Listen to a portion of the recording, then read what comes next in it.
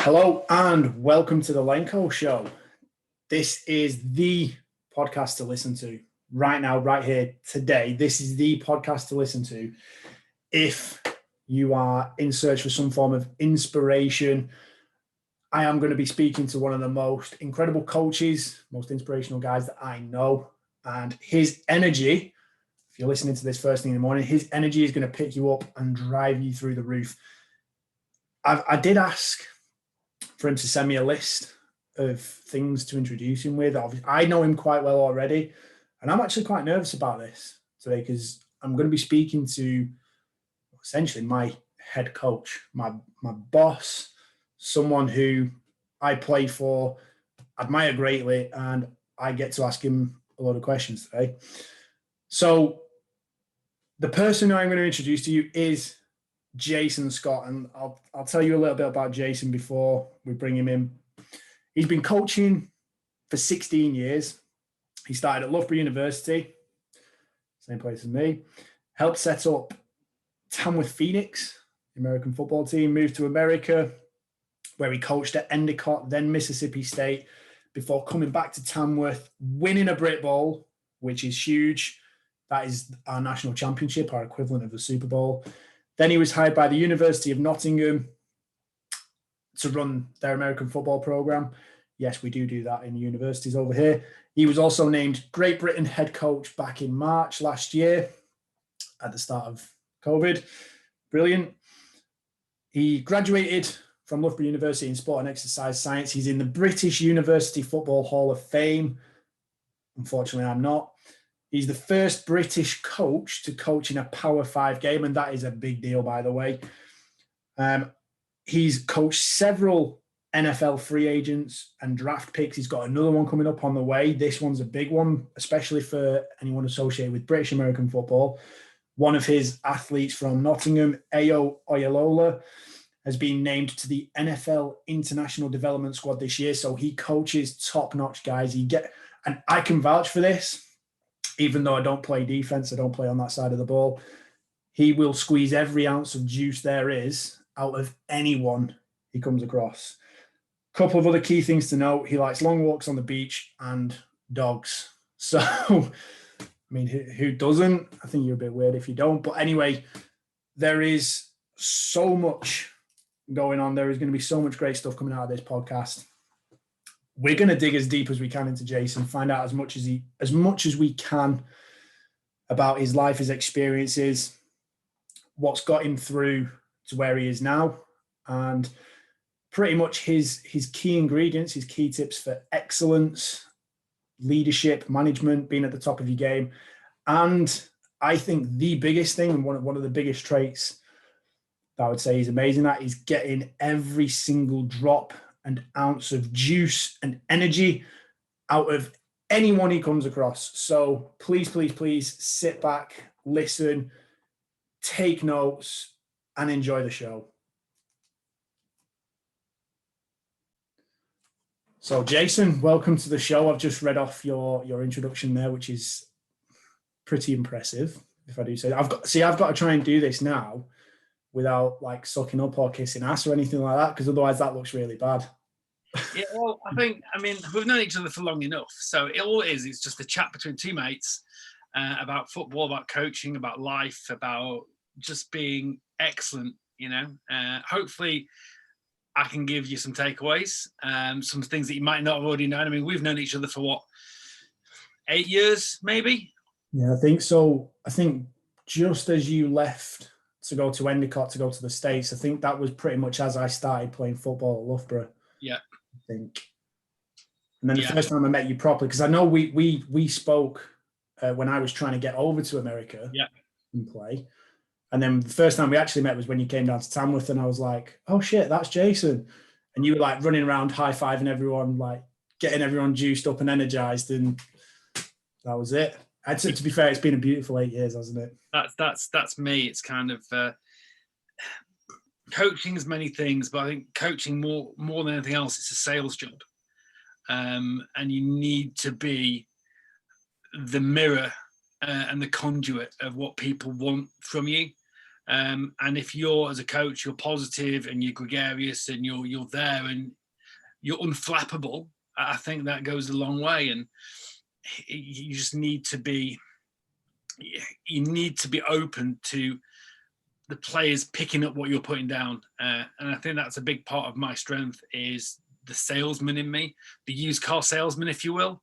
Kind of loud colours, big noises, and everything like that. So, yeah, I mean, that's who I am. It's certainly my coaching personality. I think personally, I'm a lot more introverted and quiet and reflective. But certainly when I'm coaching, that's definitely the me that I want people to see. I think is confident, exuberant, and all those big words. I think it's probably fair to say that for everyone that does know you, they'll 100% get that. And for anyone that doesn't, I can indeed confirm that is absolutely the case. I think for anyone that's listening to this, yeah, hopefully there'll be a few people, maybe one or two. But this, I think what we're going to go through today is going to be epic for everybody, because it doesn't matter what position you're in, whether you're a coach of a team yourself, whether you're in charge of a team at work, whether you're, a subordinate to somebody, or even, you're on your own and leading your own life. There is 100% going to be something for you to take away from this show, basically. So the first thing I want to do, and we're going to give everyone the value straight away. What are your key ingredients for excellence? I think it depends. I say it depends. Just getting you started and broken in with a nice, easy, short question there. Yeah, I think I can wax lyrical about this at great length. And I think initially when you mentioned the questions, going, well, is it for me personally, or is it from the players or the coaching staff? But the more I think about it, I think it transcends all levels. Your DNA it is really, really important. It's what you fall back into in pressure situations, and it's a matter of, under pressure, you fall back to your level of training, and you want to identify who you are. And I think authenticity is the most important thing. Is if under stressful situations, and you're trying to find solutions, it's always easier to remember who you are first and foremost. If you've been a character and trying to be someone you're not, you're going to really struggle under those pressure points. I refer to poise as performance under pressure. What is your poise like?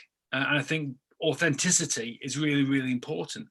When I first went to the States, I think I wanted to try to be the coach that everyone saw on all the TVs, all the movies and all the cheesy American teen dramas. You want this coach, a shouty coach, and that's not who I am.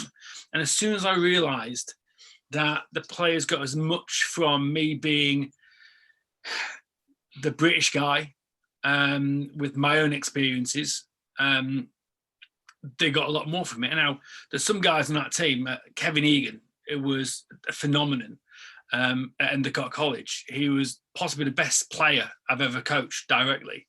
And I say coach in the loosest word because there's not a lot I could coach Kevin. Kevin was a Division 1 athlete who should have gone on scholarship to a Division 1 school, Rutgers. Then he went to pre-season and went, this isn't for me. I want a smaller school, a different environment for me.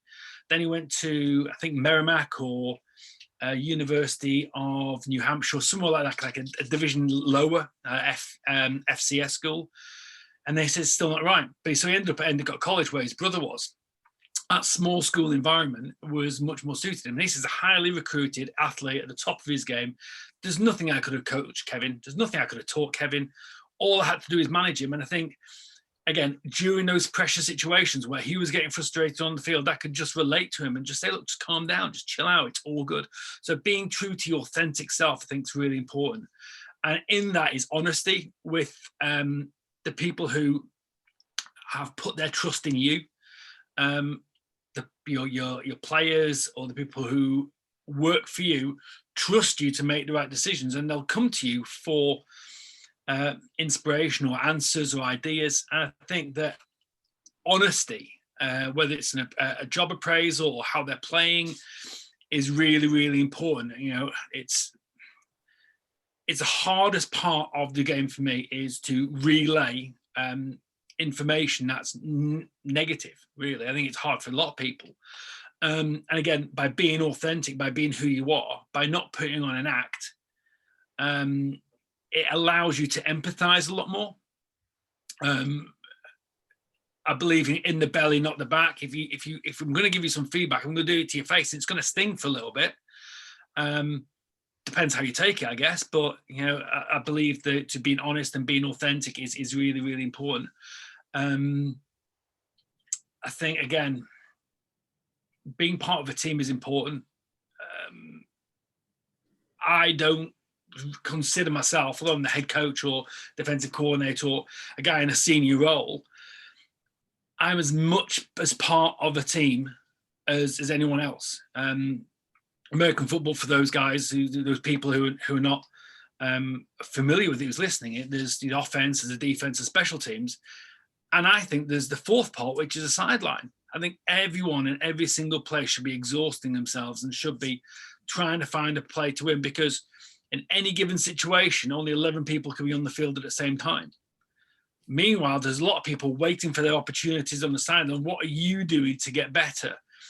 Are you supporting? Are you nurturing? Are you analysing? How you feel dealing with that situation? I think that's really, really important as well. Is although the pressure might not be on you in a certain situation, you can, again, empathise and support and work with the people who are in those pressure situations, because then it comes back to you when you are in those pressure situations. And having that support bubble is really, really important. It goes back to the very essence of the Phoenix: is I am who I am because of who we are. We are who we are because of who I am. It's that the Ubuntu theory that was championed by Archbishop Desmond Tutu, that Doc Rivers at the Boston Celtics made famous in sports and pop culture, but I think it's really reflective on business and teams, that the individual in the team relies on the community around them, the entire team, to help them succeed.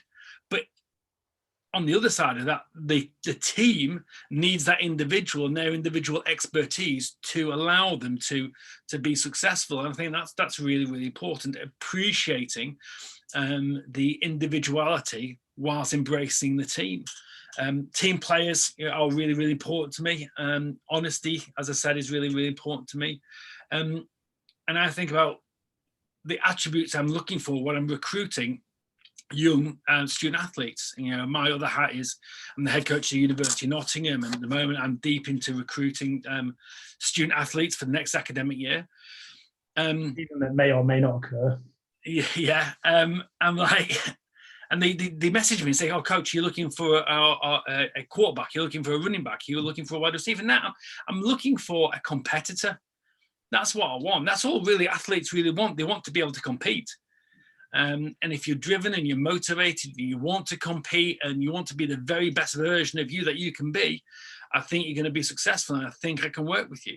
If you're not competitive, if you're willing to just sit on your laurels and go, "Yeah, I'm a good player," I don't care good players. I want great people. Great people make better players, and that's really, really important, that we're finding people who are like-minded, and we're creating that culture of greatness, or aspirational greatness, that they want to get better together, that they appreciate that whilst they are playing at a high level at junior football now, that they still have more to give, and they still have a higher level. And by working together, by surrounding themselves by other good people, you're going to do right.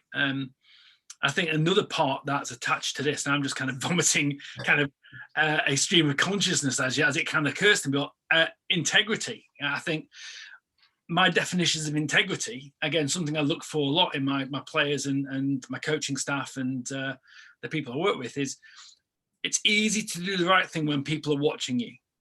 Are you doing the right thing when no one's watching you? It's very easy to turn it on in front of a crowd, in a game situation, but those situations are only accessible through selfless work when there is no one there.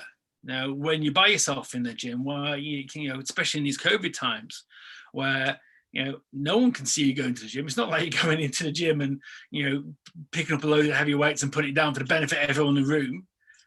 It's I can tell there is absolutely no one standing cheering every time you do that. No. It's really, really important that you're doing it for you. And if I'm asking players to lift and to go and see the physio and go and get treatment, or making sure they're going to their lectures on time and being responsible, being a great teammate, being a great team leader, I need to know that they're doing it, and that integrity is really honest. And I want to kind of reflect real quickly on a great player I coached at Nottingham, and I hope he doesn't mind me. I'll leave his name blank.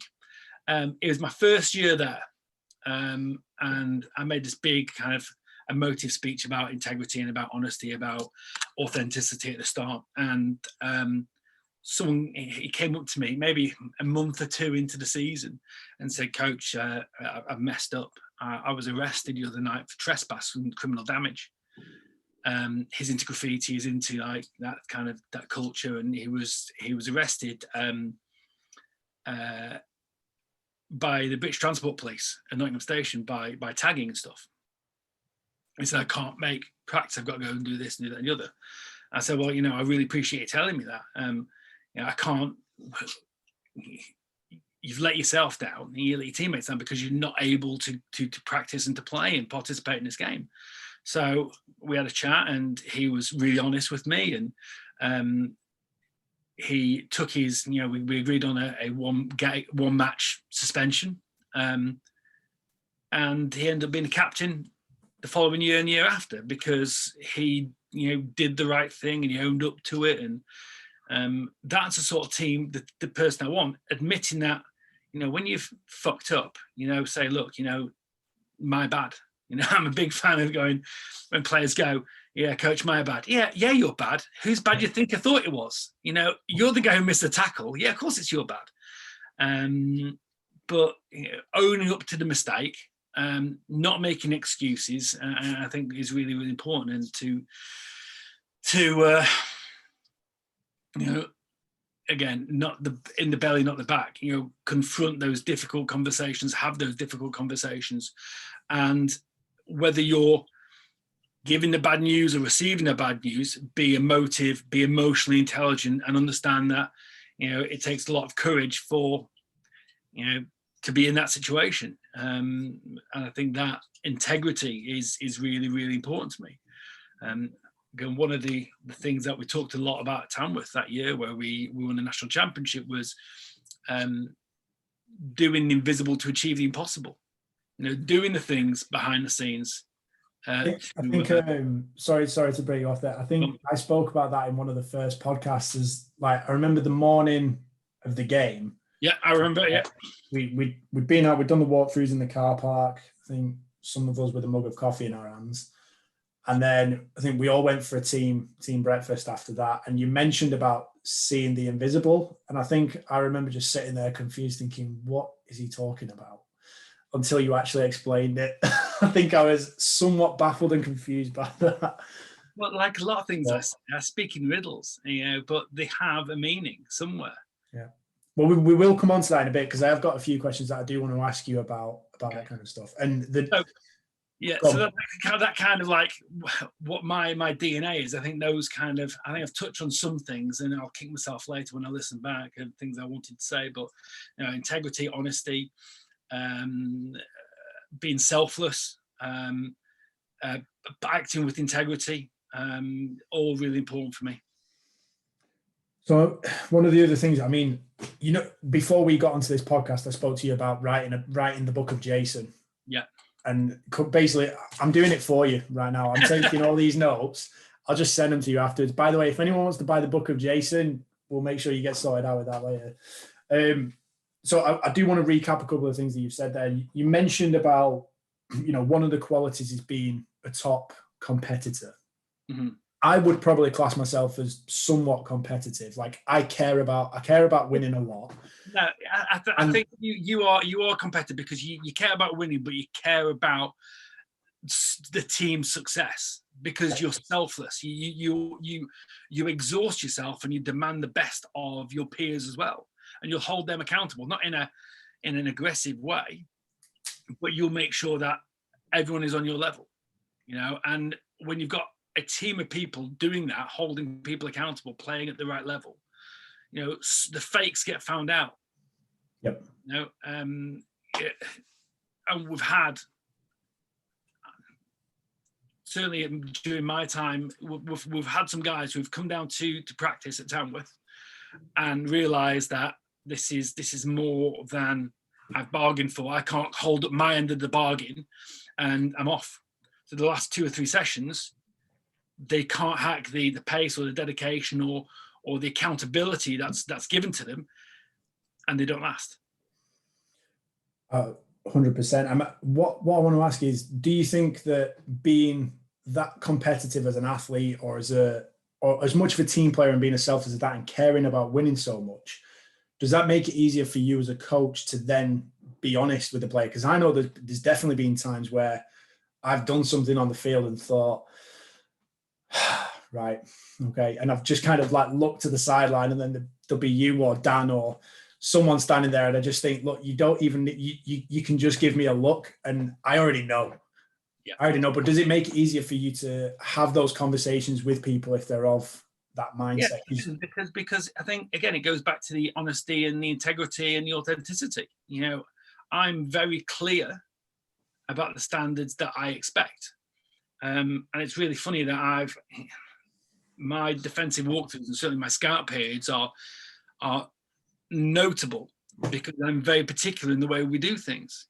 Bags have to be laid a certain way, cones have to be a certain way, the cones will have to be the same colour, and it's not kind of like an obsessive compulsive thing. It's a standards thing. I'm not cutting corners. I want us to look good and feel good and play good. So I'm going to show that my attention to detail is there. And the look, a lot of players that I've worked with and, people I call friends and, I have shared sidelines with talk about my look, that they get the disappointed father look. And I'm only disappointed whenever they've let themselves down through, and again, it's high standards, and it's not that I'm mad at them. I'm just disappointed. It's not that I'm mad at them. It's just that they're better than that. They're not playing to their level. And again, it's that accountability thing. In the same way that all the players hold each other accountable, if you're not doing anything that, and again, Lenny, I don't think you've ever done anything that isn't, 100 miles an hour, or, as focused and as good as you can be. If you make a mistake, it's because you genuinely make a mistake. I can't be mad at people who make mistakes. And those looks and those kind of parts of the game where people don't play up to their expectations or play up to their level, then they are mistakes, and I can't get mad at that. If it's repeated, then it's an issue with me because I've not coached it correctly. There's a fundamental flaw there that I've not coached. So I can never get mad with players unless they do something completely boneheaded. I don't think I lose my temper with players. Officials, maybe, but I don't think I've ever. I think you've lost my temper with a player on the sideline. Maybe thrown your hat once or twice at an official, or two on the floor. Sorry. Yeah, never at an official. I've thrown a flag on an official before. But yeah, never throw anything at an official. How dare you? I would never do that. I think an official's actually thrown a flag at me once, hit me as well. He should have played quarterback. One of the other things I did want to ask you about as well is the importance of the sideline. Like you mentioned this, and I remember this was massive in pretty much every season that we've played. And I think it's probably relevant for people in their own lives as well, in terms of the people they've got around them who maybe, they're not playing an upfront role in that person's life, or maybe it's something in an organization or another team. But how do you cultivate that positive energy, positive environment, positive atmosphere in the people who aren't playing a direct role, but are maybe playing more of a support role? Because, obviously in our situation as a team, we might have a squad of 60 guys who are Yeah. all, we're not professional. We're paying money to be able to be there and for the privilege of being part of the team. Maybe some guys aren't even getting on the field because you can only put 11 out at a time. How do you really encourage and generate that juice or that energy on the sideline out of those guys? I think you empower them. You empower, you empower the people who I refer to as my generals, because when I'm focused on the game, I need to focus on the 11 guys on the field and the X's and O's. My attention needs to be on them. So I know that I've got a group of guys, whether it's assistant coaches or veteran players, who are rabble rousers, who are, the generals who will get things stirred and will be great talkers and be great leaders and great teammates. And in the same way, when you're empowering the top level, you also need to empower the bottom level and make sure that the guys who don't play as much, you thank them for their time. Because like you said, in American football, British American football, everyone is paying for the right. Now, at the Phoenix, which is an elite team, you're going to have guys who play much more and almost have a better pay per play ratio, if that makes sense. They're paying £100, whatever it is, and they're on the field 100 times. Well, their ratio's pretty good. They're paying £1 every time they're on the field. But there's guys who will only play 10, 20 times. So they're paying much more to be part of this team and not pay even as half as much. So you need to empower those people in your teams to make sure that they do feel wanted, they do feel appreciated. I know that certainly when we run scout at University of Nottingham or at Tamworth, those guys are as important as the guys who are starting. Because we've got 11 guys who are executing the play on the field, the plan to win on the field, there is a team behind that plan to win. When we're formulating a game plan or a business decision or a route to success, sometimes that mission only requires 5 people, but the people behind that people is really, really important as well. So it's identifying the right people for the job, for the opportunity. Again, using the American football analogy, the way I run a defense is I will find the best 11 guys for that job, right? And the best 11 guys to play team A, team B, team C could be completely different. Doesn't mean they are any better than anyone else. They just play their role, and we have guys who are great role players. We've got guys who are excellent at what they do. And then I need them to do what they do. Don't try and moonlight and do something else. Don't do something that's not your strength. You might need to do it in a push, but put people in a position to succeed. It is really, really important. And the guys at the bottom of the ladder, you need to put them in a position to succeed. You need to make sure they appreciate the work that they do in putting the guys in the field in a position to succeed. So again, everyone's working together. And by getting that buy-in, that shared goal, that collectivism, it's vital to success. If you've got a team of 20 or a team of 40, a team of 50, and you've got your top 10, then 40 people are passengers. I don't want passengers. Be a part of the journey. And if you can't be on that journey, to use a journey analogy, be a mechanic, or change the oil, or make sure the sweets for the journey or something. Everyone's got something to give, because down the road it's going to be those people who will be on that journey, and you need to go through that process, I think, to success. Success doesn't happen overnight. You can't just go from nobody to somebody straight away. There has to be a process. It's very rarely that you leapfrog players or people into success. It's always a ladder. So again, empower. And certainly that's what I do with my coaching staff. And people ask, well, how can you coach a Phoenix? How coach Nottingham, coach GB? I've got a phenomenal coaching staff, I've got a phenomenal family who, delegation empowerment. Everyone has a role to play, and if I can't do something at Nottingham or Tamworth or GB or home, I know someone's going to pick up. And I'm very fortunate that in every aspect of my life I'm hugely supported by wonderful people. I was going to say, with those three enormous roles, like there's no way that you could manage all three of those and micromanage.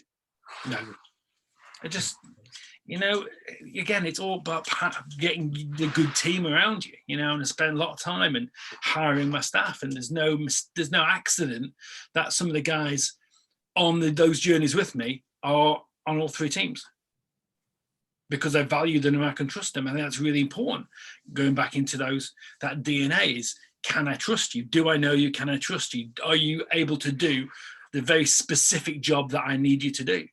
Because the message, again, talking about the salesmanship, one voice can get lost in a crowd. But if you've got other people repeating that same message over and over again, then that mantra will get picked up. And, whether it's, again, I'm kind of famed for the cliches or the Jasonisms, but whether it's a fast boats thing or an Ubuntu thing or, whatever the mantra that season is, I keep coming back to it. I keep repeating it because repetition is really important. But the generals and the guys who I trust keep repeating it because they get it. They pick up what I'm putting down. And then before long, a turn of phrase turns into a movement. I was gonna say one of the things that I really, really love, and probably got to be my favourite moment of any pre-season camp ever, is always the very first team meeting where you and the rest of the coaching staff essentially lay down the vision. Is that where, and then I'm assuming this is where the car salesman kind of comes into the room, where it's all about simply selling that vision, not just to your senior players, but also to the other people that are simply there to play a role and help the team along. And we've spoken plenty of times before, and I think we probably say it every season, but steel sharpens steel. Like, the stronger your defense, the stronger your offense, and vice versa. And it kind of goes in a bit of an upward spiral. Is that where, like, do you place a lot of emphasis on thinking about your vision, selling it to your coaching staff, selling it to your leadership team, selling it to the rest of the players, and then that filtering through the rest of the team? Yeah, I think that, again, don't think that that vision occurs to me the night before. Again, it's teased out, and the threads are teased out through weeks or months of discussion, and someone will say something that will resonate with me, and it'll kind of be like an earworm, and it won't go away. And I go, that sounds really good. I like that, and I'll kind of work it in, and I'll start using it in the coaches WhatsApp group. I said, this is what we're doing this year, or speak to some of the senior players. Sometimes it can be a bit hackneyed or a bit cliched or a bit cheesy, and I say, now, what do you think of this? This is what I'm thinking towards, and I'll tease it and flip it over and massage it. Very rarely will I just come up with something and just vomit out. I can only think of one, that the genesis of an idea and the execution was hold the rope. I think that came to me literally on the drive to practice, and I executed it like half an hour later. And that was really powerful. So hold the rope was basically when you own something, when you have something, you worked hard to possess it, you don't want to let it go. So this was the metaphor that we were playing for essentially what was the Northern Conference Championship, and we've been together for 4 or 5 years, and we've owned the National Northern Conference Championship for all that time. And Manchester have come along, and he upset us at home, and out of a bottle of blue, it just came to me. So, right, what we're going to do, I'm going to have a rope. I dug around in a storage container before practice, and I went, Stevie, I want some rope, and I cut a bit of rope off. And I said, right, this is what it is. And I said, right, to one player, right, this is yours. This is your rope. Don't let it go. Hold this rope. And said to the other person, this is yours. Don't let it go. And we had a tug of war in the centre circle before practice, before we even started. The power of not letting go and being bloody minded and being determined that possession is so important. We possess something. They're trying to get it from us. Don't let it go. So that's how I remember guys literally being dragged across the finish line. It was epic. Yeah. And it just like that. I think that was the right thing for me to do at that time. And finding, it's very rare where I find the right thing in that situation and able to do it. But I read a lot, and things will sit in the back of my head, and I'll recall it at a certain point and judge. I think emotional intelligence is really important to be able to judge a room and to judge a huddle. You know, certainly when I'm talking to the team, I will individually address certain players. So when I'm doing the defensive thing, I will talk to people by name and I'll look them in the eye, and I'll talk to someone else and I'll look them in the eye, talking to the entire 20, 30 guys. But right now, Sam, I'm talking to you. Right now, Ben, I'm talking to you. It keeps them awake, keeps them alert. And I was gonna say, do you deliberately pick on anyone that might not be paying attention, or is it just no? But what I also have social barometers.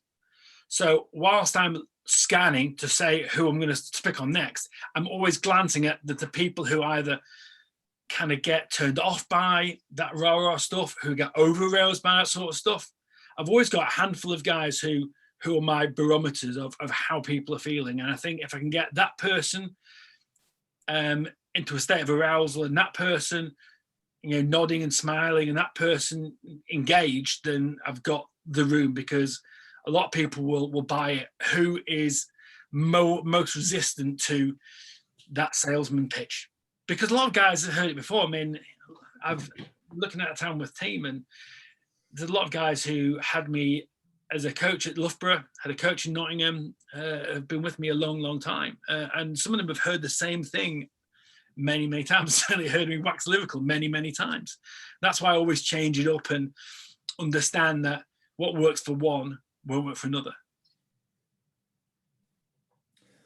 I think that's a really good way of getting not obviously just getting their attention, but also coaching and working the one-on-one. And like you mentioned about changing their state, their level of arousal, where especially when you've got a big group, it's so difficult to do that if you're speaking to everyone, but that kind of breaks it down a bit, doesn't it? And just gives you a chance to address.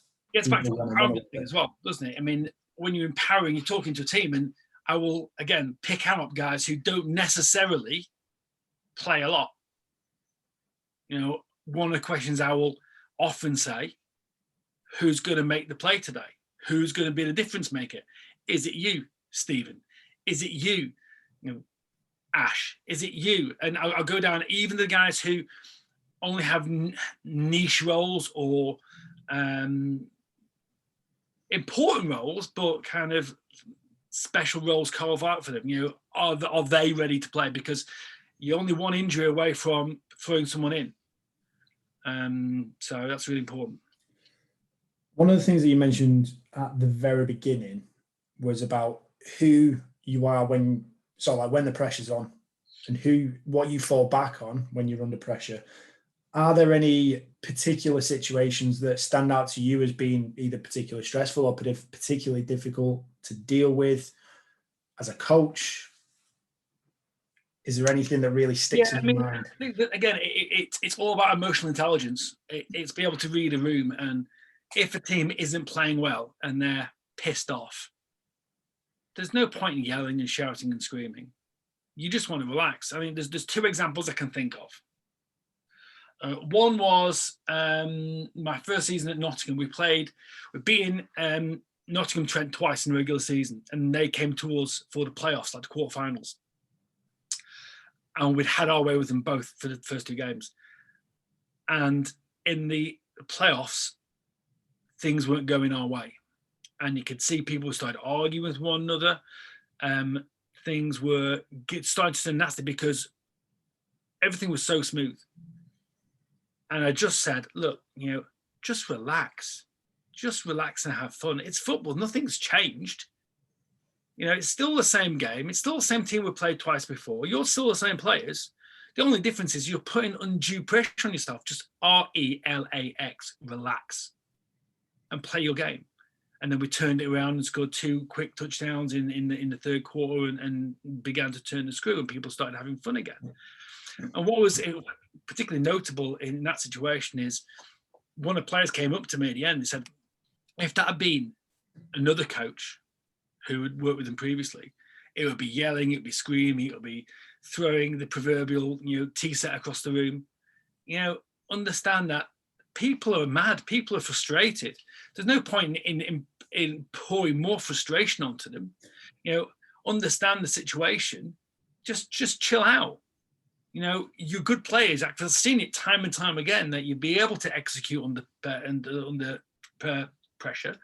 Just execute. And the other time was, I think, again in this last season, 2 seasons ago at Tamworth, where we were getting beaten at home by Sheffield. Good team, though, Sheffield. What? Good, solid football team, Sheffield. They've always been hard on us, haven't they? They have played really good defense. And walking to the huddle at the end, I could see people starting to not sulk. I don't think that's the right word, but kind of like start wondering what if. Now, this was on the back of 42 game winning streak we had, and people were starting to doubt. And I think I came into the huddle and said, and turned to Ant again, using my technique of speaking to one people. And I spoke to Ant Norton and said, Ant, do you remember the time where we were down by 14 points to Sheffield at half-time and came around to win? No, well, it's happening today. And you kind of say, yeah, it's going to happen today. And crucially, it was Ant Norton who was the guy who made some big plays. So it's understand. Emotional intelligence is hard to teach. I think you've either got it or not. Can you read a room? Are you able to empathize? Are you able to understand the situation and read people's expressions? That's, I think, something that I'm quite good at. I'm able to pressure check a room and temperature check a room. Okay, well, this is what we need to do. We're a bit flat here. We need to lift it. Or we're a bit over eager and too aroused. Let's just drop it a little bit. Or we're a bit down on ourselves. Let's have a little bit of fun. I say time and time again, football's a stupid game, man. It's a stupid game. You look at you look ridiculous, right? You do this because you love it, right? You know what I love just as much as football? I like winning, right? So let's all have fun and let's win games today, please. Because otherwise, you've come out, you've got out of bed on a Sunday, you look ridiculous and you're going to lose. So let's not do that. Let's have fun, let's enjoy it. And that's really, really important to have a laugh, because the reason I got into coaching is because I want to give back. And like you say, players pay to play in the UK. I don't really receive any financial remuneration. I get a little bit of money from Nottingham for expenses and everything, but I do it because I love it, man. And I love hanging out with the guys, and time and time again, I always go back to the amount of people I've shared a sideline with. And the amount of weddings I get invited to, and christenings and birthdays, and seeing people on Instagram and on Facebook and Twitter and sharing their joy of their happy times. And I can look back and I remember when you were a skinny fresher, you wouldn't say boo to a goose, and now look at you, you're doing really well, or you're coaching. And that's what I really get a kick from. It's not necessarily the wins or losses, it's the personal development of players and the personal development of teams and building characters. And that's really, really important. The journey along the way. That's what exactly it is. It's a journey. Do you know what, as well, I just thinking back to the Sheffield, one of the other things that I think you said this at the Sheffield game. And I mean, I don't know. I probably get quite stressy when we are losing, but I remember a few times where we were down that season and I felt very relaxed. And one of the other things, I remember looking around and kind of scanning the guys at halftime, because we always ran down underneath the goalposts. Everyone kind of sat around, chilled out there. There was always people shouting or someone saying something to someone. And I just remember just watching. I think you kind of wandered over. And I think you started with something like, gentlemen, it's life. No one gets out of this alive. And I just remember just laughing. I remember just turning around, like trying to tuck my head so no one else could see me. But I just remember laughing because it's so true. And I think from that moment on, and then obviously you spoke to Ant Norton as well, and I just thought, yeah, game's done, we'll win. Yeah, it's like understanding. I mean, the season previous, 2 seasons previous, when we won the national final, I knew we were going to win the second that the Blitz turned up wearing those T-shirts, walking around thinking they own the place, and seeing how pissed off that got some of our guys. So I don't know if you were there, but certainly I was on the sideline. I was watching the East Kilbride kids who the youth final, junior final before us, played the Blitz kids. Yeah. And we're sat on our sideline watching it, and then the Blitz swanned in, big headphones, their T-shirts on, and I'm like, you guys have no clue. You have no clue who we are and what's about to go down right now. Even when they took the lead, I'm like, this is fine. This is all fine. We've got this. I remember watching that game. I can't remember the T-shirts, but it does sound like something that I would have been pissed off about. Yeah. They had T-shirts. They had T-shirts that had, BDSM on. Right, and it was like I think it was baller something swag merchants or something on it, and I'm like, what on earth is that? You look ridiculous. And the best line that I ever heard in that day was Dan Shadipo turning around to them and said, BDSM, what does that stand for? Balls deep in silver medals. So it's a good job we won. Well, this is it. Yeah, but I don't think anyone. Again, I was.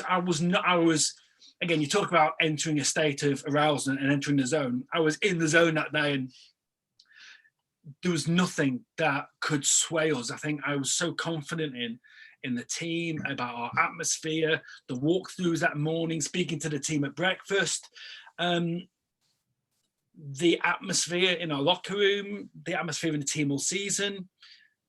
And it was clear that, the Blitz had no idea who we were, what we were about. They may think they know.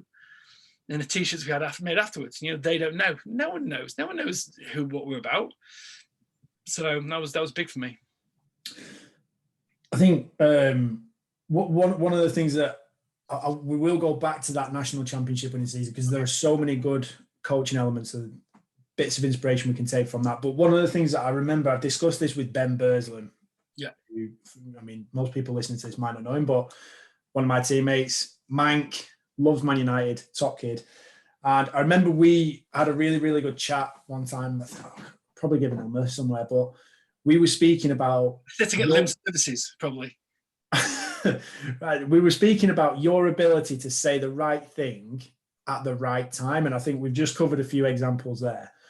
One that I do want to talk about, and again, this was another one that just made me laugh. Before our last national championship game, which unfortunately we obviously came runners-up in, but you played us a video on YouTube of a praying mantis eating a lizard. Yeah. Would you care to talk us all through it? Because I think most coaches who are looking to motivate a team going into a national championship, you might want to give the rah-rah speech and things like that. But again, this is where you talk about your message or your vision isn't something that you kind of just come up with there and then on the spot. It's not purely based off the emotion of the situation. There is thought that goes into it. What was your thinking around that message and what you wanted to convey to us? It's very similar. It's very similar to the Mike Tyson thing. The famous Mike Tyson quote was, everyone's got a plan until they get punched in the face. And that's exactly it. The lizard swans in. I've got an easy lunch here. I'm going to have this praying mantis, much bigger in size. Had no idea what it was in for. And that's what it is. Is appearances can be deceptive. Size isn't everything. And if you're confident in your own abilities and skills, and you're able to execute, and you have some weapons of your own, then we've got a fighter's chance in every situation. And it's really important to find out what the culture of the team is, what the characteristic of the team is, and you can call back to it. So that was that. It's like, doesn't matter who you are, it doesn't matter about the size. If you've got a plan to win and you execute that plan to win, we've got a good chance. And again, it's just a little bit of fun, isn't it? It's not about being over aroused. Everyone's up for the game, everyone's excited. It's a national final. Let's just kind of take it down a little notch or two and have some fun and reflect on why we are here today, why we are in the national final, because we have a plan, and we've executed that plan all season. Talk about food chain. We're top of the food chain. We've killed our fair share of lizards over our years, so let's do it again. Yeah, there is a time to get excited and hyped up and ramped up about the game. 16 hours before kickoff isn't the best time to do that, is it? When we're trying to send everyone off to bed for a good night's sleep.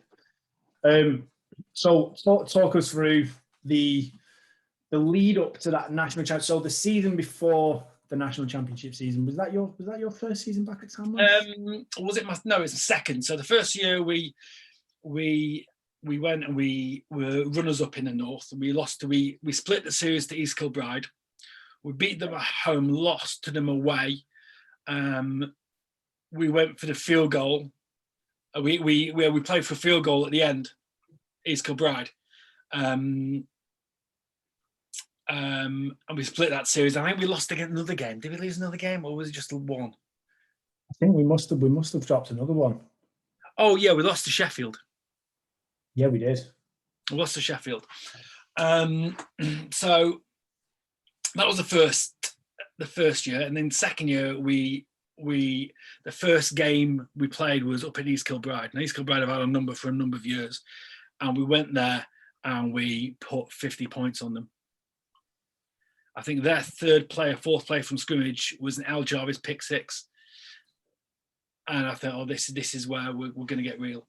I was going to say, do you think that was kind of like a symbolistic turning point, and we are going forward, we're going to... Not so much that, but I think that camp, that pre-season camp, and the fact that we were going up overnight and we're doing things properly, and I think that there felt like a definite regime change. Do you remember what was on the floor at camp? Yep. So I made a big deal that East Kilbride had our numbers, and I'd acquired an East Kilbride jersey. So I taped an East Kilbride jersey to the floor just before the team meeting rooms, just to emphasise that we're going to walk all over them. I would like to say to anyone from East Kilbride that's listening, no one did anything untoward when it comes to that jersey. It was just there. Yeah, look, and I've got a bunch of respect. I love the East Kilbride guys, and I've got a number of friends there who I'm really close to. But how do you get over the hump? How do you beat this team that's been your bogey team? Well, you need to really make an emphasis on it. So I knew that would go to East Kilbride, to Scotland, on an overnight trip, the first game of the season. So that was built into camp, how to beat East Kilbride. And then we turned them over. I think camp was huge that year. Building into that, winning a national, our first Northern Conference final, and then getting unceremoniously turned over by the Blitz in the semi-final. I think that was our denouement. That was again equally, I think, as important. That you don't have the success if you don't get embarrassed the previous year. So in the same way that East Kilbride were a bogey team, all of a sudden it was like, right, we're not going to be legit until we beat a London team. So the following year, again, more of the same, more kind of really sound play, building towards something special. And, myself and Dan and Al, I think Alan Steele is one of the great unheralded pieces that we added that year as a special teams coordinator and a defensive line coach. People talk about me and Martin and Dan. Steele, I think, was a huge part of that year as anything else. It took pressure off Martin, took pressure off me, and took pressure off Dan. And Al's a really good coach. So having that and then beating the Warriors at home, it felt like something was building all year long.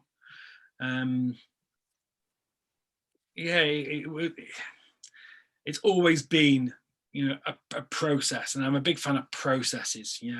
The first year there, well, let's test our hand. Second year, well, we're not going to be legit until we beat East Kilbride twice. Then, all right, well, we're not going to be legit unless we beat a London team. And then we win a national final, and now we're on a streak against the Blitz, and we need to start turning over the Warriors again. But it's building something, and processes are really, really important. And then I think that season was the season where we had the tagline of "They don't know," didn't we? I'm sure it was that season. Yeah. How important do you think that was? Because that was something that I think they were probably just 3 words that you could just say, and everyone on the team got it. Yeah. Everyone knew what we were talking about, and everyone got focused on what it was we were doing. Well, again, it goes back to the doing the invisible, doesn't it? It goes back to the integrity. It goes back to the very core of what we are, is that people, and it's not just the opposition, it's people around the league, all the people just, on the forums and, oh, Tamworth haven't got a chance, this, that, and the other. But they don't know the hours that we put in. They have no clue about the level of detail that the coordinators put into game plans. They don't know the blood, sweat, and tears that we go through, the level of minutiae. You've been in Dan's scout meetings, and the amount of detail he puts into his online classroom, and the amount of detail I put into the scout that I put together. No one knows that. No one sees that. No one cares about that. They just turn up and they think, oh, well, I'm going to have a nice day out. I'm going to watch American football today. I'm going to go to Worcester and, see the London Blitz win a national championship because they're the best team in the country. And, they think they know about Tamworth, but they don't know. People don't know. If you extrapolate that to a business sense, what goes on in a boardroom, what goes on in the factory floor, what goes on in your own business, is entirely governed and dictated to by you. If you have a plan to win, and again, it goes back to the plan to win. What is the plan to win? How are you successful? And it goes, no one else knows that. No one else knows what you're plotting, what's going on inside of your head. No one sees the hours you pour into preparation and hiring and the rest of it. The agonizing over those business decisions, and whilst sport is more of a zero-sum game than business, where there's always got to be a winner and always got to be a loser, understand that the work that you do that isn't seen by anyone is important. It's more important than the work that's done that is seen by people. That preparation, the time you spend preparing a practice and in the gym and classroom and this, that, and the other, that's more important than the 4 quarters on a Sunday. Yeah. Because championships are built in pre-season. They're built on every Thursday night when we practice. They're built, on online classrooms. They're not just given out and handed over. You don't just turn up and expect to win. Some people do. Yeah. Some people get beaten. You've got to do the work, haven't you? You can't sit back and then just turn up on game day and expect. Can't cheat the grind. Can't cheat the grind. Can't cheat the grind. And I think I frequently remind people, because this is somewhere where when someone tells you can't do something, I 100% hate that. And every time someone says it to me, I'll do my damnedest to prove them wrong and just do it for the sake of doing it, just because I can. Because I think one of the most important aspects of that is nobody really knows who you are. They don't know. Again, they don't know. They don't know what you've done, what you've been through in your personal life, coaching life, business life, what you've read, the information you've taken in, the experiences that you've had, and the fuel that you've got and the energy that you've got to be able to push forward and do the things that you want to do. Like, nobody knows that. So how anyone can ever judge and say that you can't do something is, to me, it's baffling. Yeah. Absolutely.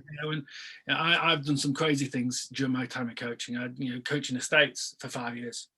I was on the sideline in a Power 5 game. I was coaching for the 100,000 people, because no one told me I couldn't. We will get onto that in a second. I've got a couple of quick questions that I want to ask you. when it comes to pre-season camps, Mm-hmm. do you secretly enjoy when there's a little bit of kickoff and a little bit of a scrap? Because like it happens every year. I go into training camp knowing that Sunday afternoon around 4:00, there's going to be a scrap. There's going to be a fight. Not just because we're having a team scrimmage and it happens naturally in the game, but there's going to be some sort of headbutting and coming together, and you know, a little bit after the play and tensions are built up. Like, do you secretly enjoy that a little bit?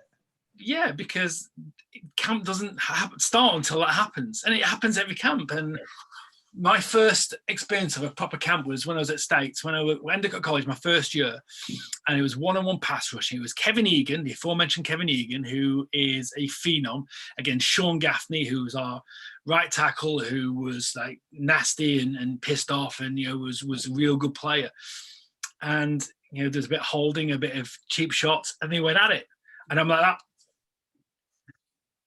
what's happening? These two huge guys, both 6'4", 6'5", wailing away at each other. And the coach is like, yeah, it happens every year. And that kind of like, you know, it's good because it's not that they're fighting each other. It's that they want to get better, and it's the grind. You know, again, it's all about the process, isn't it? It's you do need that little bit kickback. Steel sharpen steel. You know, and fire the sharpest iron is forged in the hottest fire. You know, you need to have that competition. You need to be pissed off a little bit because you're going to get pissed off in games.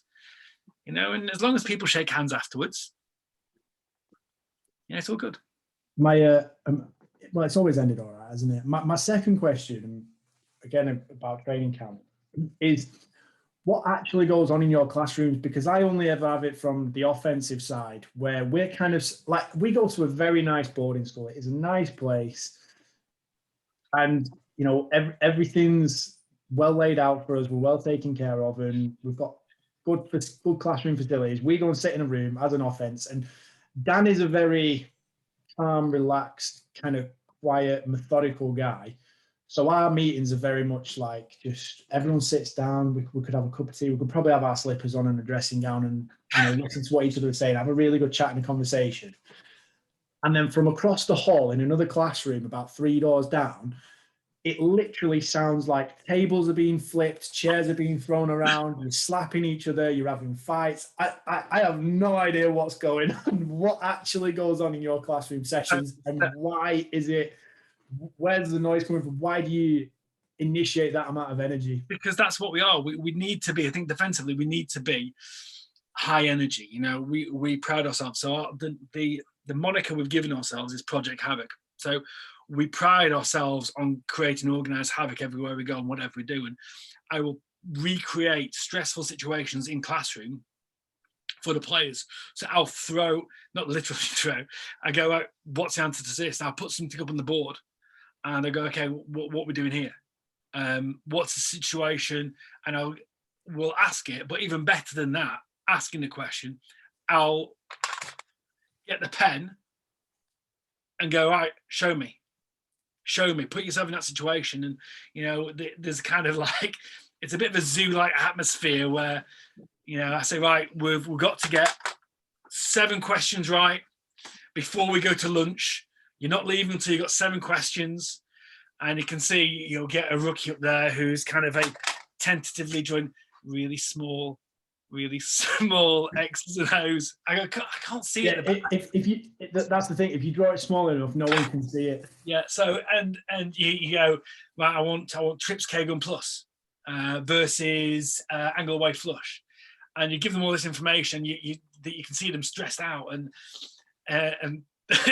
the pen goes to the board, and some of the vets go, oh, yes, that's right. And it's really good because, again, it's all about that collectivism and getting people excited and juiced up. And we have a laugh in there.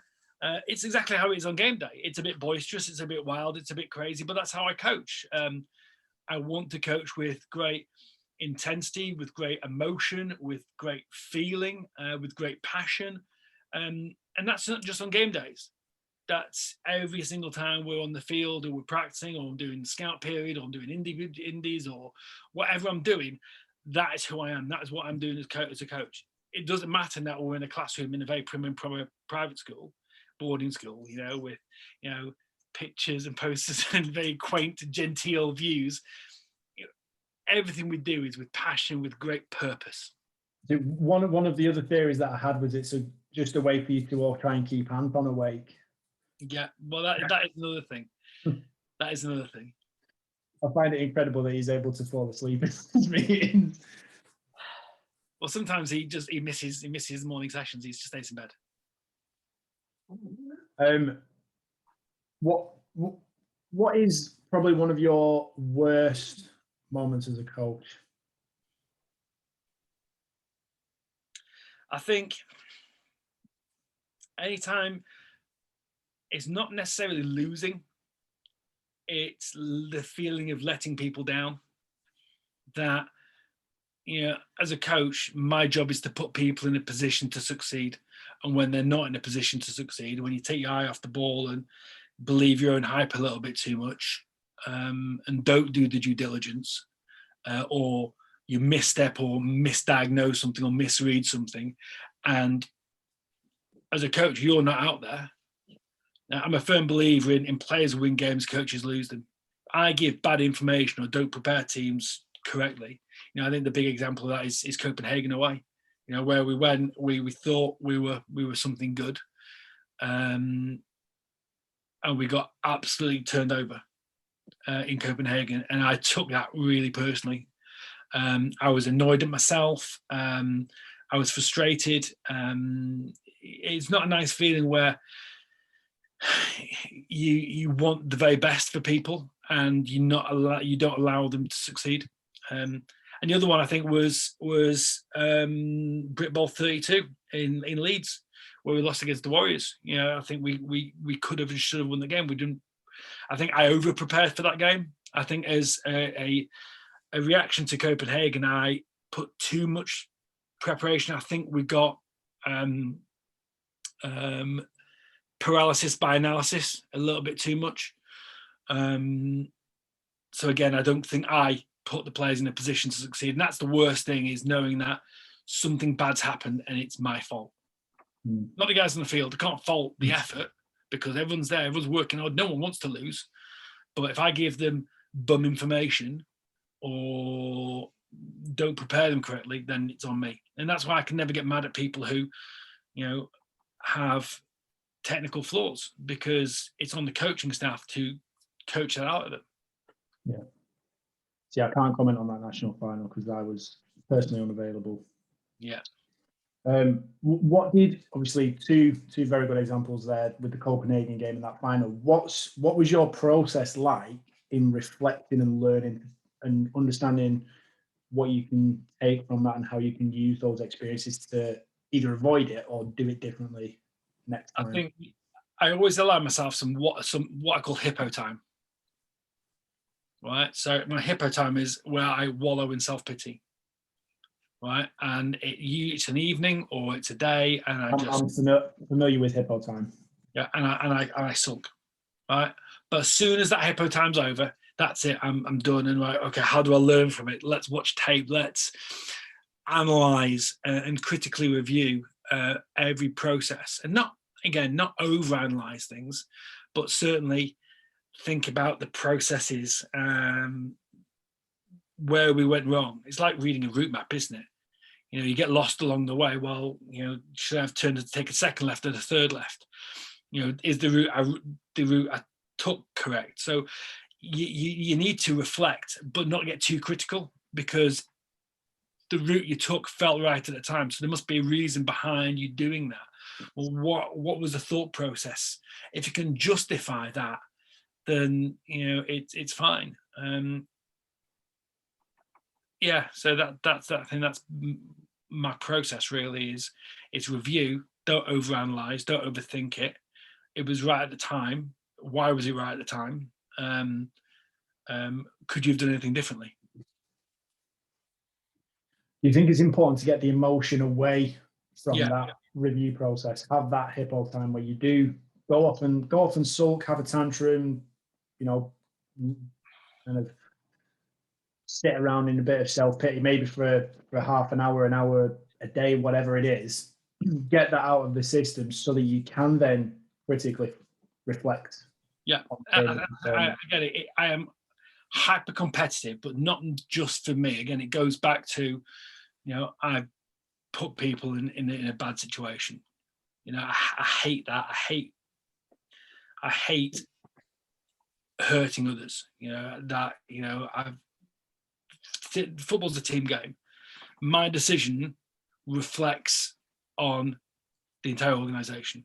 So decisions I make, and that's what I kind of almost got to punish myself, I think. With the hippo time, I've got to kind of get rid of the emotion and go, get annoyed at myself.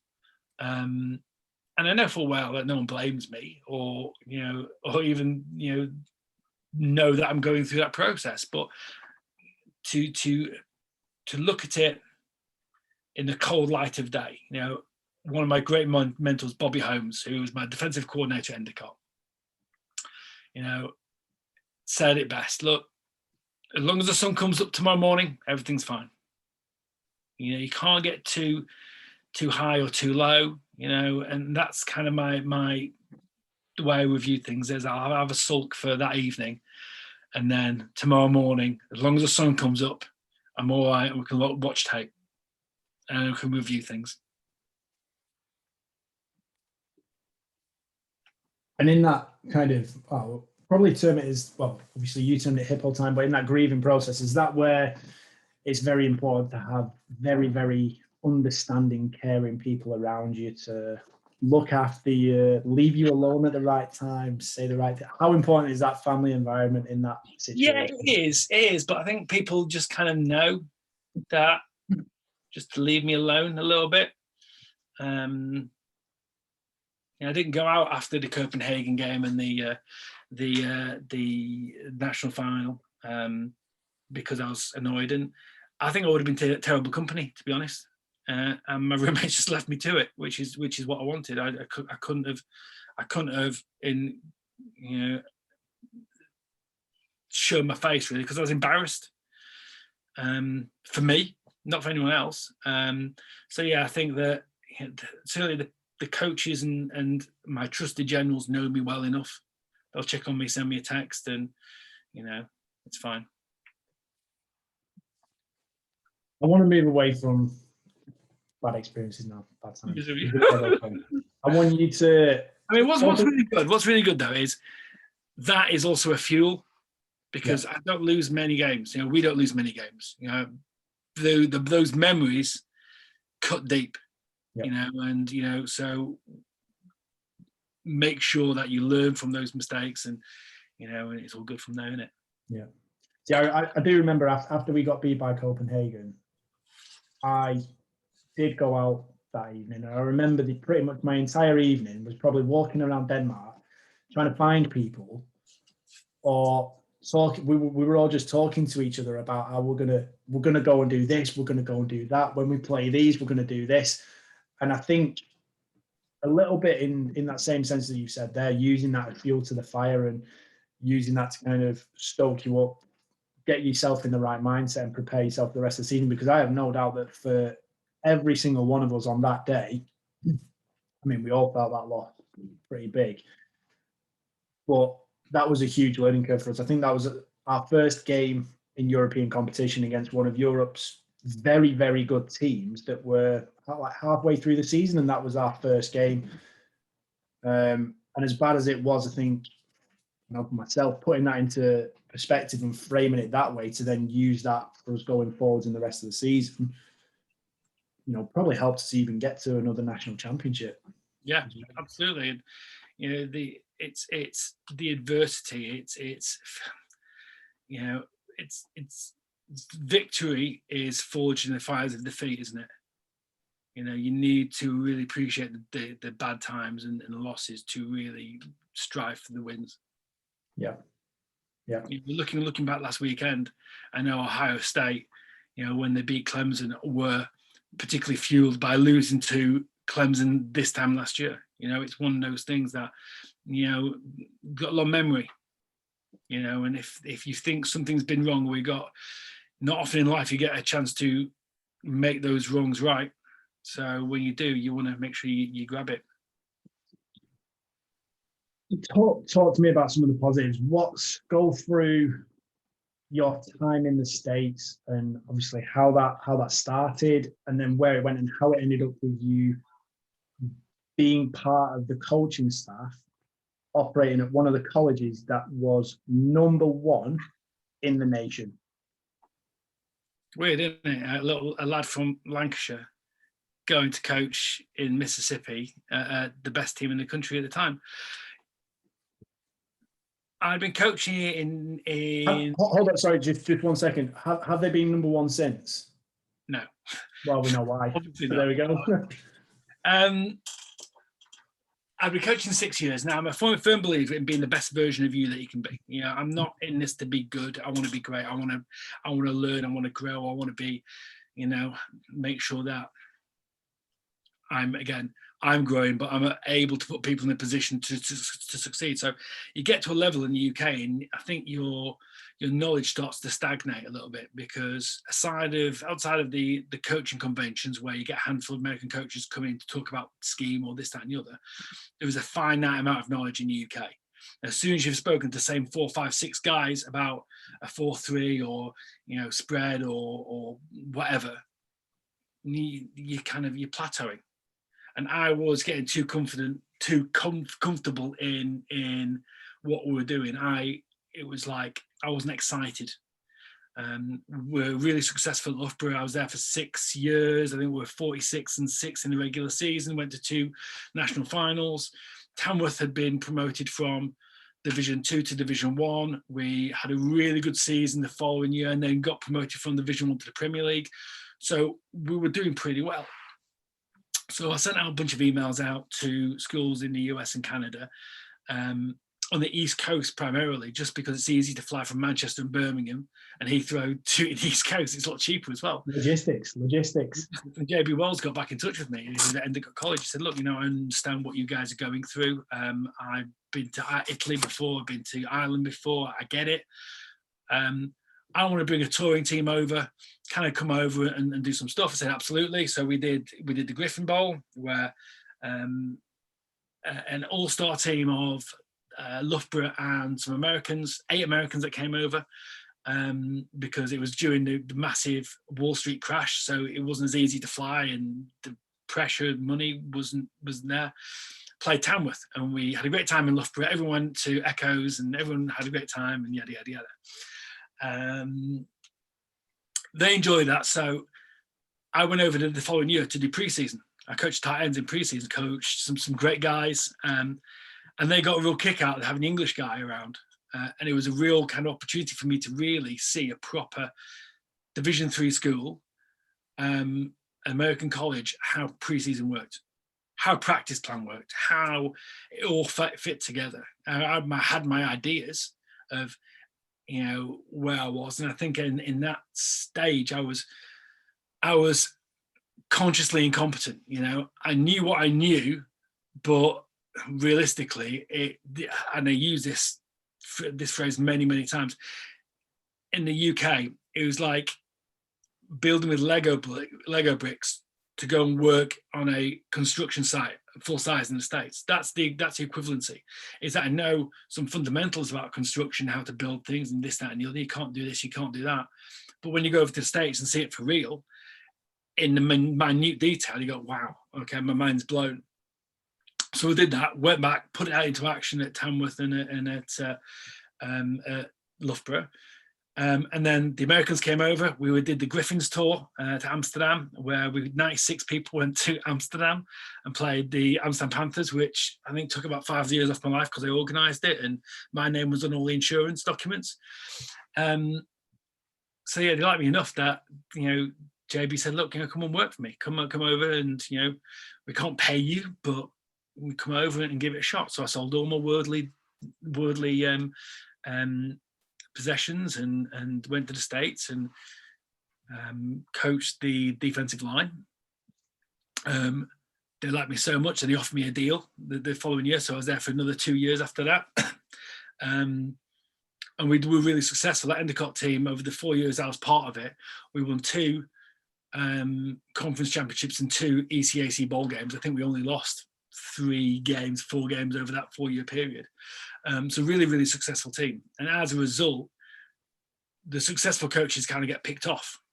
Tony Volpone, who was, offensive coordinator, but was really good for me for, breaking down film and scheme and recruitment and how to work with athletes. And he's a real inspiration for me on his man management skills. He went off to get a head coaching job at Castleton State in Vermont. Drew Coahing who was our special teams coordinator, wide receivers coach. He was picked up by Assumption, went to go coach Division 1 football under Bob Chesney, and people got picked apart, and it never felt the same. And I applied for the defensive coordinator's job because Bobby Holmes, there was a bit of a falling out with the coaching staff, and I applied for the defensive coordinator's job and didn't get it, and I was a bit pissed off, to be honest. Because that was a big opportunity for me to stay at Endicott, and I loved my time there. And my best friends in the world are in Beverly, Massachusetts, and I still speak to. Bobby Holmes is such a huge mentor of mine. A lot of our defense at Tamworth and the stuff I run and the stuff I believe in is literally Bobby, and some of the phrases I've come up with, that's Bobby Holmes, I've only got one punch left, don't make me waste it on you. That's Bobby Holmes. It's a Bobbyism. So he's a huge part of my who I am. And Jody Sapola, who's a field hockey coach, and George Chapel's the men's volleyball coach, great friends of mine. Love them to bits, speak to them loads, speak to them all the time. They're very much part of me and who made me who I am, because when you're a Division 3 school, you're not just a football coach. I was part of contest management. I was in marketing promotions. I did a little bit of everything. So I was out in the community, and I loved my experience in Division 3. So nothing really happened. And then I always stayed in touch with Jeff Collins, who came to the British American Football Coaches Association convention. And we kind of bonded over love of sports psychology and some like Subbuteo and some things like that. And I'd gone to Mississippi State to work the summer camp the previous year. So he said, look, if you're still struggling for the job, come down and work for me. So sure thing. That next fall, my first game was LSU at LSU. In front of 110,000, working for the Mississippi State Bulldogs. Coached against Texas Tech, Texas A&M, Auburn. We were the fastest non-ranked team to rise to number 1 in the history of college football. Beat LSU, beat Texas A&M, beat Auburn, and just had a really good run. Number 1 team in the nation. Dak Prescott was our quarterback. Bernardrick McKinney was inside linebacker, Preston Smith, Chris Jones. I mean, we were loaded. The team that was more loaded was Alabama. We went to Alabama where we were number 1. They were number 3, I think. And they turned us over. That was ridiculous. So standing, again, talking about a surreal moment, standing at Bryant-Denny Stadium, seeing Nick Saban opposite me, and their backfield that year was Derrick Henry, TJ Yeldon, and Kenyon Drake. Done all right for themselves as well, haven't they? It's all right, isn't it? So it's, again, I believe that had great support. I mean, talk about mentors, Bobby Holmes and Jeff Collins. Jeff, while Bobby kind of gave me the playbook aspect, Jeff was a different beast in terms of his man management, how he talked to people, and how he was the minister of mayhem. So that's how I styled myself, is like being very enthusiastic and everything. So it was just a great 4 or 5 years. And, when it all ended, Jeff got hired by Florida before the bowl game. We were due to go and play Texas Tech in the Orange Bowl. He got hired away, and I came home for Christmas. And I think one of my biggest regrets is I didn't fly back for the bowl game, because I knew there wasn't a job there for me, and it was expensive to fly at New Year, and I would have missed a friend's wedding again. So, it was a whirlwind time. It's some of my best friends I've met for life, and I still stay in touch with the guys at State, and I still in touch with the guys at Endicott, certainly. And it was a great time, and I make peace with that, because if I never coach a game of football ever again, I've had a great run. I've done some amazing things. I've met some amazing people. I've won a lot of games. I've seen things that no one else will have seen. Battleships on fire off the coast of Orion. So it's, yeah, I've experienced things. You know, being part of a team that is number one in the nation because no one told me I couldn't. You know, I believed in it, so I did it. Let's. I don't want to talk too much about what happens if you never coach another game again, because in the current climate, I really don't want to tempt fate. You're not wrong. No. What's the reality of coaching at that level at Mississippi State, number one in the nation? Like college, like literally college football for people that aren't particularly familiar with American football. College football in the States, it doesn't actually, like the NFL probably isn't much. Would you sum it up as being bigger? Would you sum it up as being more important? Like it's very, very tribal, isn't it? And in terms of scale, the crowds you get, the intensity, the level and the focus and the attention that's put on it, not just like as coaches or players, but from the media and the outside world, it doesn't really get much bigger, does it? It's huge. Yeah. I mean, and again, I was part of the biggest conference. I was part of the Southeastern Conference, the SEC. And the catchline of the SEC is it just means more. And it is, I'm in the Bible Belt, it's Jesus, and it's NASCAR, and it's college football. They're the three things. And again, minutiae, the level of attention to detail. And one of my jobs as quality control was looking at tape and looking at film and determining whether we could get a read on a certain play if the slot receiver in this formation's right foot was up or his left foot was up. You know, it's that level of how do we get a competitive advantage? Because the fact of the matter is the best team to the worst team in the NFL. You know, people think it's like, you know, the Kansas City Chiefs are, if they're a 100 out of 100 team, they ranked 100. And like the New York Jets, like 20 or 15 or 10, they're useless. The fact of the matter is the best team is, 99, 100. The New York Jets or the Jacksonville Jaguars, they're still like an 87. They're still a really good team. They're still the experts in their field. With college football, the disparity is so much bigger.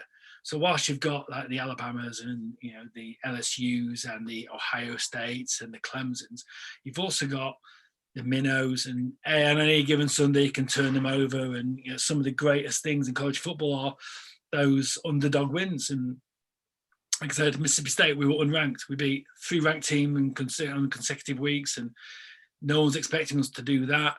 And it's tribal, you know, and people, the stadiums are some of the biggest stadiums in the world are college football stadiums. You know, Beaver Stadium at Penn State, 111,000. The Horseshoe at Ohio State, 110,000. Death Valley, LSU, 100,000. Neyland Stadium in Tennessee, 100,000.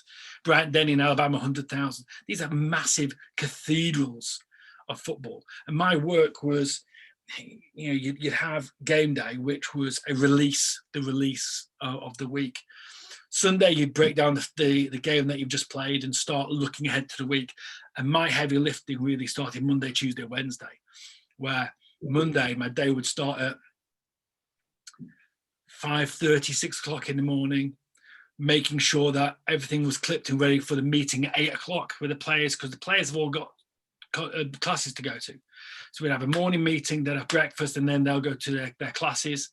And then we'd start preparing for the for practice and the classroom after that, and clipping that and breaking that down. And every day would have a different focus. So one day would be 1st and 10 or openers and formations. And those days where I was in at 5:30, 6 o'clock in the morning, I wouldn't go to bed and pretty much until maybe 4 o'clock the following morning, because you're looking at all this tape and you break it down. It has to be correct. It has to be right. You know, all the formations, all the tendencies for, you know, 5, 6, 7 games, just looking at the 1st and 10 plays.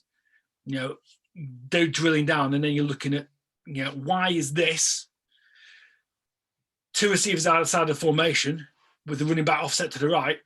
why is, the outside receivers are on the line, the inside receivers are off the line? Why is that different to that? Why are the two inside receivers now on the line and the outside guys off the line? Why? And asking those questions, being critical about, okay, this is a reason. Everything's done for a reason. Why? And that's one thing I really brought into my coaching in the UK, is ask yourself why. There's no original thoughts in American football. There's a reason why people are split out wide or in tight, or there's 3 receivers to the boundary and 1 guy to the wide side of the field. There's answers to everything. Yeah. Why are they doing what they're doing?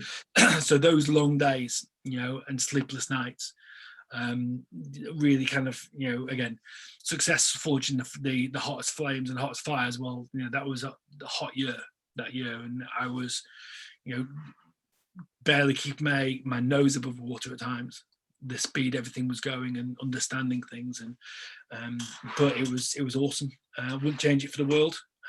It's a very challenging profession, coaching Division 1. But it was, and I'm very thankful for Coach Collins to give me the opportunity. Yeah, I was going to say, how challenging was that as a lifestyle? How much kind of it wasn't lifestyle. It wasn't a lifestyle, because at Endicott, it was, like I say, I was football coach and would have practice in the evening, but during the day, I was able to hang out with the other graduate assistants, go for lunch, hang out in, with Coach Sapolo in the field hockey office, do some marketing promotions, do this, that, and the other. Enjoy the sun, enjoy the scenery, enjoy the sea air and everything. At State, between Mondays and Wednesdays, I rarely stepped foot outside of the building, the football facility. If I did, it was to go home and to sleep and then to come back. Some days I slept in the facility. I had a storage closet that I slept in, that had no air conditioning, so it was warm, and there was no emergency lighting, so I could sleep. So there's some nights where I'd get 2 hours sleep, if that, 3 hours sleep, and be up again ready to go. So in terms of a lifestyle, it is, you need to be a bit of a sadist and kind of, have to be, so dialed in on football. And, I was, and I love football, and I still do, but it's a very, very, very challenging, and yeah, it's tough. It's tough. What drove you to be willing to do those? Because I mean, you're not please say this the right way, but you're not a normal guy. You're not average by any stretch of the imagination whatsoever. So what drove you to do those things and take those actions and, sleep in probably a 100-degree storage closet in Mississippi in the middle of summer? What drove you to do those things? Why did you do it? I know we've spoken already about, you want to give people the best opportunity to win. You want to put the team in a position to win. You want to win yourself. Why do you think you were willing to go and do those things? Because most people wouldn't. Most people would take the easy way out. You're in Mississippi, you're from the UK, you can go wander around, do whatever you want. You're at a big college. You could take the easy route and go and enjoy yourself. And I say enjoy yourself, but relax a bit, chill out, and take it in. Again, I think it goes back to the first things we talked about, is holding each other accountable. And I was hired to do a job, and I'm very proud about the job I do. I want to do the best for whoever I work for, or whatever scenario. Or it doesn't matter that I'm a head coach or a coordinator in the UK. I want to put people in a position to succeed, and I owe it to them. In the same way, I was hired by a guy who wanted to be the best. I owe it to him to be the best version that I could be, to allow him to be the best version. Again, it goes back to the I am who I am because of who we are who we are because of who I am.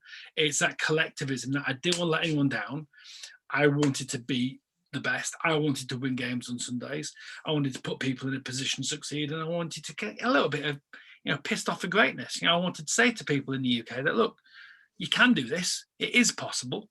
That regardless of your background and your origins, you can do whatever you wanted to do. And I had lots of love and support from my friends and family whilst I was over there, and it was a great time. And I wanted to do them proud as much as anything else as well.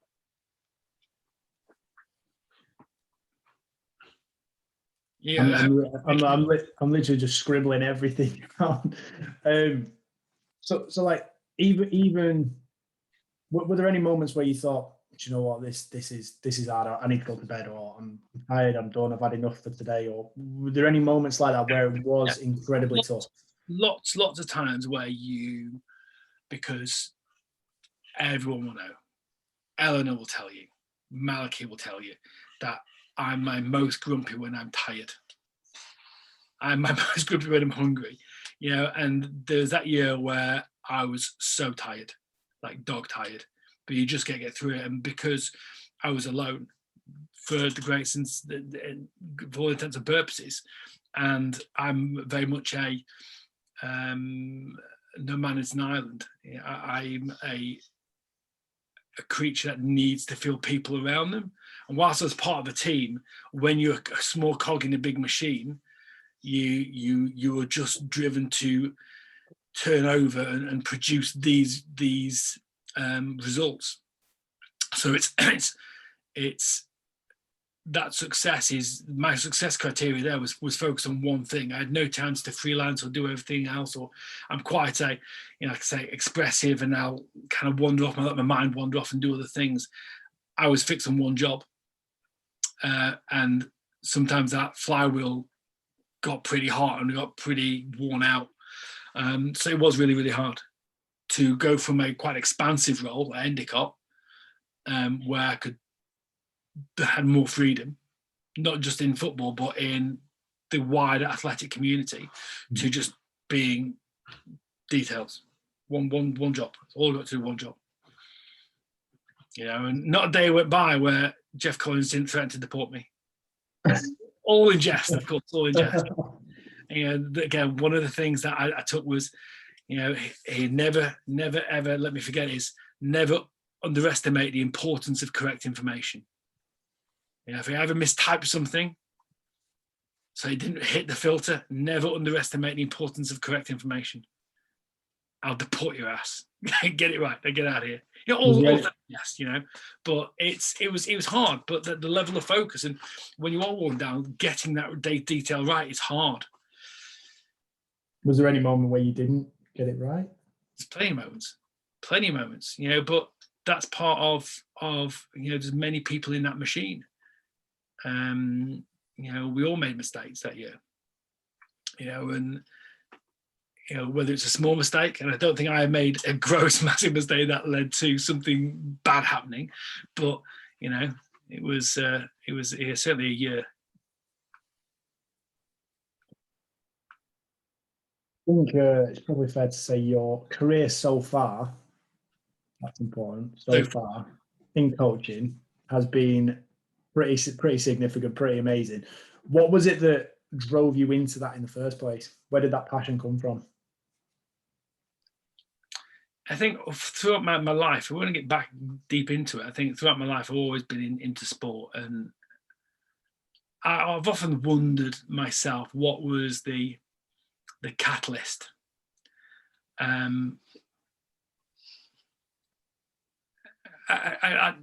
honestly, I go back to primary school, and as a wee young boy in short shorts collecting stickers, and being excited when I got the Falkirk or Heart of Midlothian shiny, which I needed to finish my collection. It was funny because there was always two teams playing football in the yard at break time. There was the cool kids and there was the not so cool kids. And I kind of had a foot in both camps. So I was not quite cool enough to be a cool kid, but not kind of like not cool to be one of the not cool kids. So there's always in like year 6, they play football against each other. Well, I said, there's another way to do this. So I recruited a bunch of kids from year 5 to play football, and they were part of my team. So I kind of like, and I operated this third team, this kind of rogue limb, and we won a load of games, and we had a lot of fun. And so I kind of recruited and picked and chose and found a team that worked for me. And that year, my first really experience of organised sport, I was a goalkeeper for the New Longton primary school, and we lost every single game. and we lost every single game handily. 7-0, 9-0, 10-0, 5-0. I think that really, I've not really lost since, because going to school and playing rugby at school and playing for the Preston Grasshoppers rugby union team, we were hugely talented. We were the best team in the country. We had guys who went on to play for England, both at school and at club. I played for Lancashire and hugely successful. And there were, you are some of your total experiences, and the coaches I had, I think, at those levels were hugely important in my life. And growing up, I was always interested in American sports, and I think as an impressionable young boy, and I wanted to absorb as much sport as I could. So I'd watch Disney's Wild World of Sports on a Sunday morning with some weird kind of horse sport from Spain, and then kayaking from France, and then skydiving from Brazil, and all these weird sports. And straight after that was the Channel 4's NFL coverage. So I watched that transfixed as like 9-10-year-old, go, wow, this is exciting. I don't know whether it was Thatcher and Reagan, Concord, Dallas and Dynasty on TV, the A-Team, all this Americana permeating my life. I was transfixed by American football, so always followed it throughout my rugby career. And then when I got to sixth form, I think I'm quite a smart guy.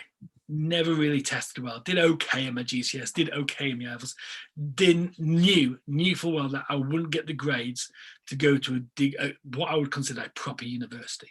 I love sport. I wanted to go to Loughborough. That was my thing, So I applied to do a scholarship, went to Canada for a year. And that's where I first played American football. We won there. We were undefeated. Best season they've ever had. And whilst I was there, I applied to Loughborough on a whim, because they had one space left on my UCAS form, and they were the first school to come back to me and offer me an unconditional offer. Went to Loughborough, got engrossed in the competitive nature in that, not just in sport, but in whole life, in charity and community action, being the very best, and driven by success. I think ever since then, it's like, how can I be part of a successful team, and how can I encourage people and spur people on to do great things? And that's important. I speak a lot about your environment is crucial to you being able to perform to a high level, live to an elite level, and get the most out of yourself. Loughborough is definitely that, isn't it? Almost to a fault though, because I went to Loughborough to play rugby, and thank God you didn't. And I fell out of love with rugby at Loughborough because of not the level of detail. It was the wrong sort of team environment for me. It was focusing on all the wrong things. And I wanted to get better, and I think one of my great disappointments with rugby is it turned into who you knew and not what you could do. And again, that plagued me throughout my rugby career in school. Is I went to a state school. I didn't go to a public school, a private school, and so my face didn't necessarily fit in some of the teams that were selected. I knew I was plenty good enough because I played for Lancashire clubs, but because I didn't go to an Arnold or a King Edwards or a Lancaster Grammar, I didn't get picked. So, and again, it was more of the same at Loughborough for me. Being part of the rugby team is I wasn't part of the establishment. I did things a different way. So I was already falling out of love with rugby as it was, but now I knew American football was there for me. Joined the American football team at Loughborough, and then I think, again, talk about the pillars of my coaching history. Andy Sweeney is the other guy who needs the credit to who really made me the player I was, making me the coach I was. Because I think I was a good player. I don't think I was a great player. I mean, I made all college teams. I made, Northern All-Stars and this, that, and the other. I was, I think I was good for my time. Was I one of the all-time greats? Nah. But that allowed me to be one of the pretty good coach, I think. got to back you up on Andy Sweeney as well there. He's absolutely a top guy. I remember playing for GB students. I remember getting selected for that. And this was pretty much as I started getting into American football. I'd not really played. I think my first game was actually for Tamworth against East Kilbride. And then just a couple of months later, we were playing for Great Britain against Sweden as a student team. I remember me and Andy went numerous times to one of the rubber crumb pitches, and I would literally just punt a ball back and forwards to him until I think either my shin was bruised or bleeding. I think, because I was that bad at it at that point in time, I was terrible. But he spent an awful lot of time with me, helping me improve and practicing. So I think Andy, one thing that you get from Andy is, again, honesty and integrity. He will, if you're doing something wrong, he will tell you. Or he'll give you that disappointed father look, which coincidentally he actually gives his own sons when I'm watching him coach at Tamworth junior team. So it's great to see the circles complete. And again, in the belly, not the back, he'll tell you if you're underperforming, and he'll be honest with you, not personal, but he'll. I think sometimes as well when it comes, we talk about the disappointed look. Sometimes it's just that the intake of breath before the look occurs, where it's like that. And you already sense what's coming. You already know. You just think, oh, man, I screwed up. Anyway, obviously, we know where you got started, what drove you in the first place. What inspires you to keep on going now? From someone that last lost as a 10-year-old playing football, being a goalkeeper, what inspires you to keep on going now? Having done everything you've done, you're now the national team head coach. Yeah, nothing's changed. Two things: putting people in a position to succeed and allowing them to reach their potential, and being the best version of me that I can be. It's like the path to enlightenment. Can I be the best version of me? Can I be the perfect coach? Can I achieve enlightenment, if you will? But part of that for me is allowing others to enjoy success and have the experience that I had as a player and I had as an assistant coach, by giving them the experience that I had and creating a new generation of coaches and players and people who love the sport. And like I said, it's a ridiculous sport. It looks absolutely absurd, but I love it, and I wouldn't change it for the world. I think you've done a very, very good job of that. I have got a couple more questions for you. Mm-hmm. So I know I don't even know how long we've been chatting for, nearly 2 hours now. Yeah. But I've got a couple more questions for you, probably a little bit more quick fire. And I did ask earlier for some submissions from our group. Yeah, okay. For a couple of questions. I have got one, and it has come in from Anonymous. Okay. So I can't tell you who. But can we just call it out for a second? Because I've only got 8% left on my battery, so I need to get my charger. So 1 second, I'll be back. So, question, I'm just going to pull it up. By Anonymous. Yeah, by Anonymous. Yeah. What player? I must apologise to the person that has asked me this question, but I don't know whether they want me to read it as 2 questions or 1. I'm just going to read it as it's written. So if you're upset with me, it's the way you've written the question, so you can't complain. What player has cost you the most yards, and what can Dan Shadipo do to not cost you more yards? What players cost me the most yards? I mean, I don't know. I mean, honestly, I don't remember those things. I think I cost me yards, whether I'm arguing with officials, which I shouldn't do, or putting, again, not coaching people up the right way. So it's my fault. I mean, some of the things that Dan does, it just beggars belief. I wish he wouldn't trying to hurdle over every single person on the field. I wish he would understand that he's plenty fast enough and doesn't have to jump offside. And he just needs to stop hitting quarterbacks so hard, because he got 2 15-yard penalties, I remember one game, and the referee said it's because he hit him too hard. But honestly, I think it wouldn't be Dan. It certainly wouldn't be Dan. That is the first name that popped in my head. Will Hobbs. Will Hobbs. So yeah, no, it's one of those things, isn't it? And I've played with some guys who really play tough and skirt the line. You know these names maybe from Loughborough, but Sam Whittle was very much skirted. John Paul Jones, Ash Miller, physical tough guys. And they would push and push and push. They weren't necessarily what I would say dirty. They were just physical. And then there's people who like to have fun. What is the most outrageous thing you've seen on a football field?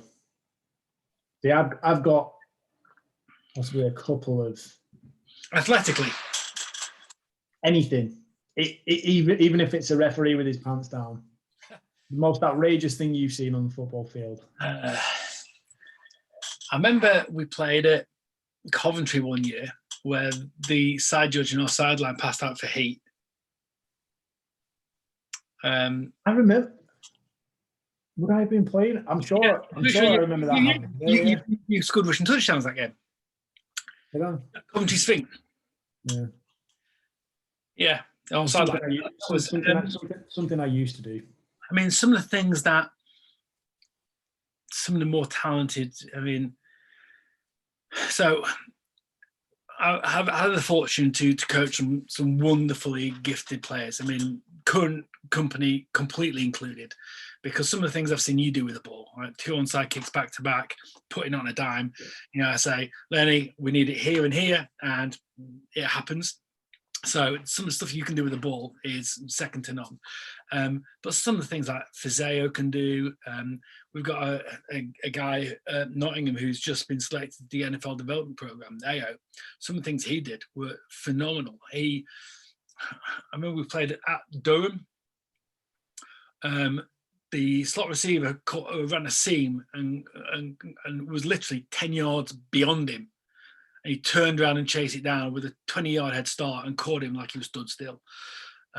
He does some phenomenal things. I'm never, ever shocked by Steve Gregory. He just continues to do amazing things. Ben Davis, not only did the pick 6 in the national final, but the pick in the game that we lost against Manchester, phenomenal. The pick in the semi-final against the Blitz this last time, phenomenal. He just does ridiculous things. Pat Daly in the national final, pirouetting 20 times and wriggling free. Pat Daly doing Pat Daly things. But before that, I coached his older brother, Jack. He did ridiculous things. So it's the Daly gene.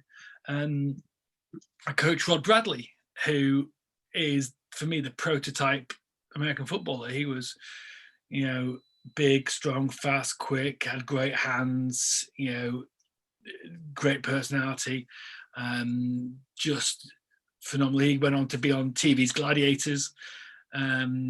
He did ridiculous things. I'm blessed to be amazed on a regular basis by the guys who have coached and the guys who I go to battle with every week. It's awesome.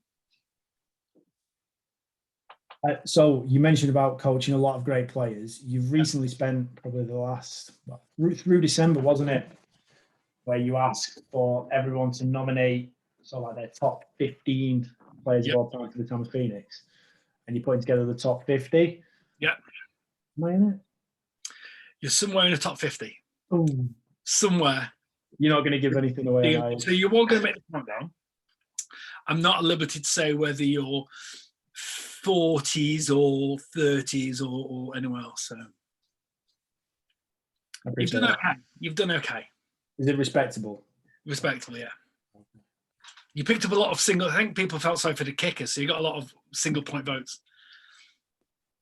I was going to say, British kickers. Well, they don't really exist, do they? No. Why? No. Because they want to do other things. It's like British coaches, they'd rather be playing. I think there's a real lack of British coaches on a very serious political note. There's a lack of coaches in the senior league because I think people want to play on into their 40s and 50s. I'm 41. I've been retired since I was 27. So people just need to focus. If you're a good kicker, you don't need to play anything else. You don't need to play running back because you'll only get hurt, won't you? So if you want to coach. Don't try and burn don't do yourself an injustice by not dedicating yourself to one thing. Yeah. I would suggest for anyone that's listening as well and maybe thinking about retiring and stopping playing, it might be well worth considering. Just go and do that. Yeah. Go and coach. Go and get involved as a coach. Don't be a referee. No one wants to be a referee. No. Don't be a coach. Like I think you've said a couple of times already, American football is a crazy game, stupid sport. I remember, playing one or two games and then going into the gym to work the next day and train people and pretty much sitting down to eat my lunch and just kind of crying into my lunch, feeling really down and depressed because I think I was definitely concussed. I remember going and checked out for concussion, but that's legitimately happened to me. So just, you will get hurt, you will get injured. It's not a sport you undertake for the good of your health, is it? No. Well, definitely go and play it if you haven't done it. Definitely. Right, your top 3 inspiring coaches that have had the biggest impact or maybe the most significant impact on your coaching style.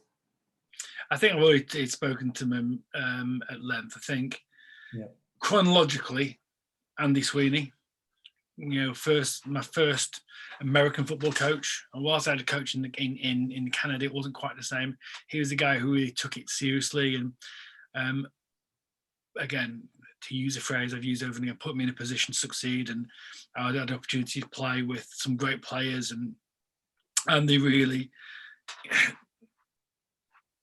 gave me the responsibility and trusted me. And I think the way he is was not for everyone, but it would certainly work for me. So Andy, I think, who gave me the start. I think Bobby Holmes at Endicott College gave me the playbook and gave me friendship and just,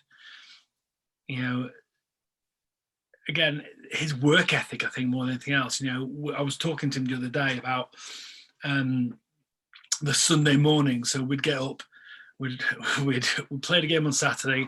We'd always go to Fibber McGee's after the game, have some beers, and Bobby always insisted on paying. And we'd all talk about the game and relax. And then the next morning, 6 o'clock in the morning, we'd break down film and start discussing what we're doing. He'd always listen to my ideas.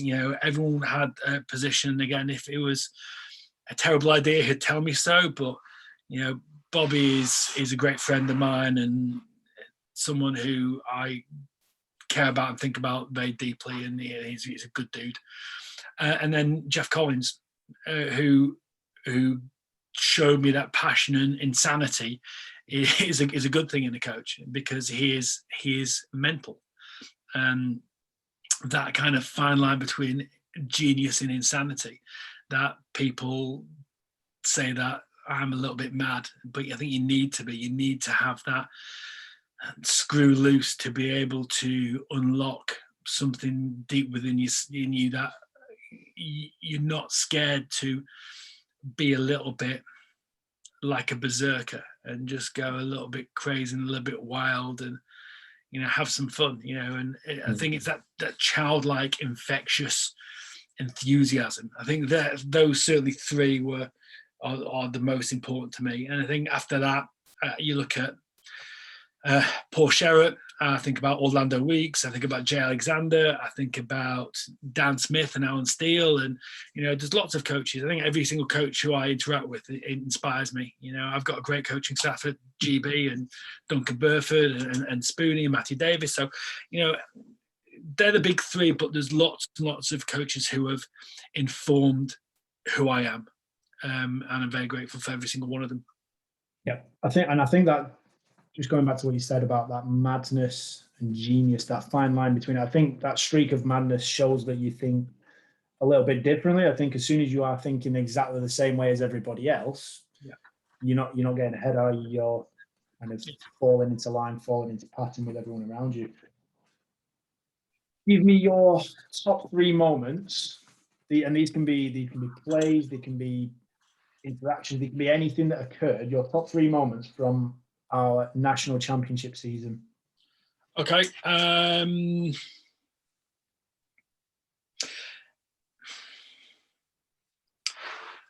Any time that Raffaello Mazzucci did something, because Raf, God love him, Raf is a great athlete, he's a great person, he works really hard. When he's running around the field, he looks quite athletic, but walking to practice, he's got the body of a 6-year-old man. He kind of hobbles around and he doesn't move in the most smooth way. And I converted him from a defensive end to an outside linebacker. And I think Raf is a great example of, if you work hard, you're going to get it. We have this drill called the Nico drill, where you pin the elbow and you strip the ball out, and it's something that we build into our practice.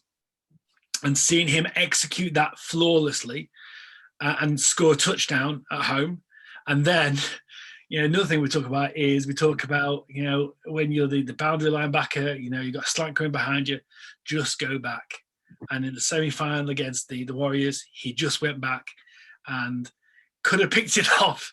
And this is the great thing. One of his greatest moments is where he did make a play. It just slipped through his hands, but seeing the penny drop, and that's what made him a really good coach. And I think he's going to be a really good one, is that for me at Nottingham, and he's part of the GB setup, and he'll be hopefully a coach at Tamworth when he retires. He understands, what I'm asking him to do, because he's gone through those processes, those difficult mental blocks where he didn't quite get it, and then the penny dropped. So he's really good at unlocking potential. So Raf was incredible. I think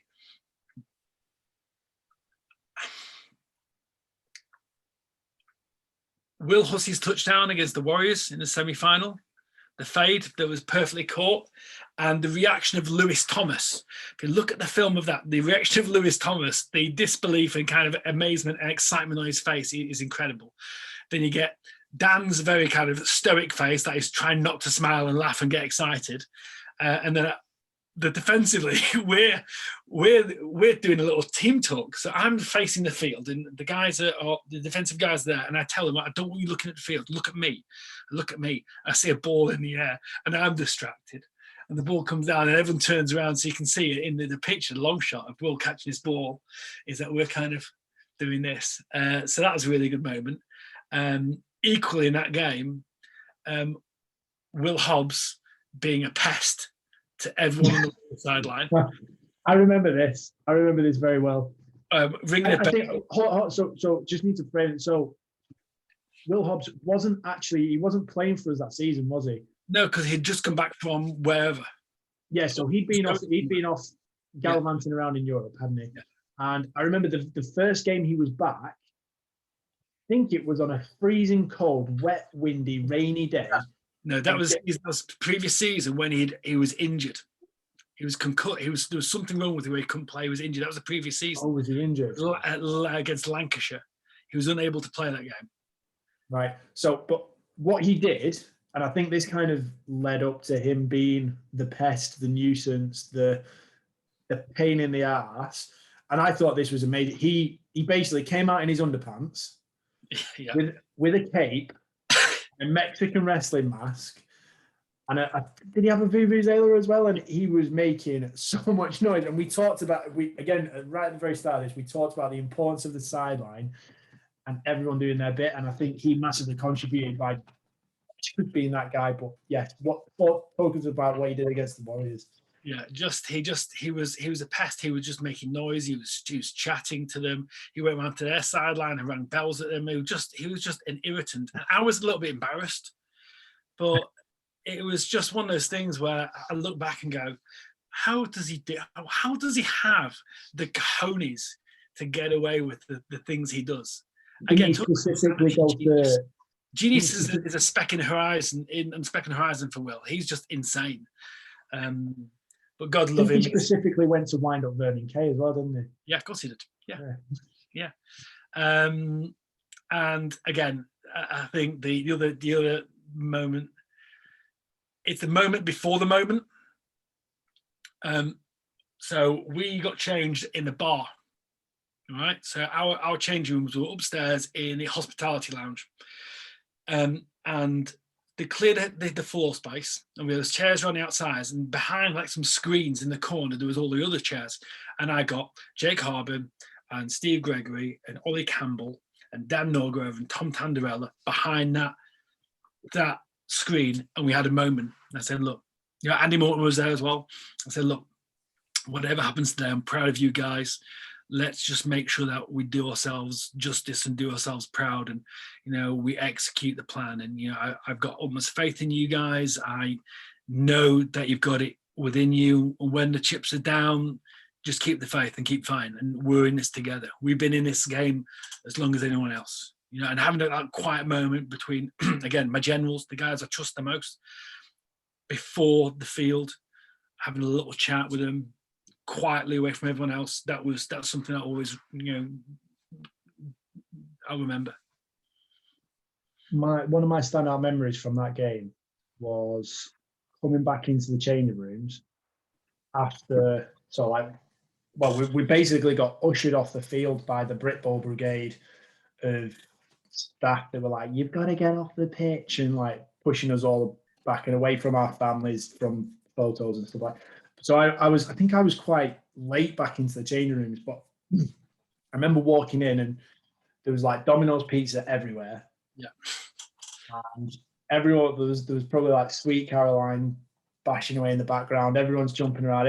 And I remember just kind of like walking in and just thinking, it's done, it's over, it's finished. And nothing summed it up more than when I looked off to my right-hand side, there was you sat on the floor, like up against the wall of the changing rooms, next to Ben Davies, the hero of the hour. Yeah. You both just had a bottle of beer in your hand. You bought like both bright red because of the sun from the day, and you both just looked completely, I don't know whether exhausted would be the right word, but so satisfied with everything that occurred. And I remember looking at you both and thinking, that's exactly how I feel right now. Yeah. This is perfect. So that's one of my top moments from that day. This is probably going to be a very tough one. Okay. What your 3 proudest moments from coaching? I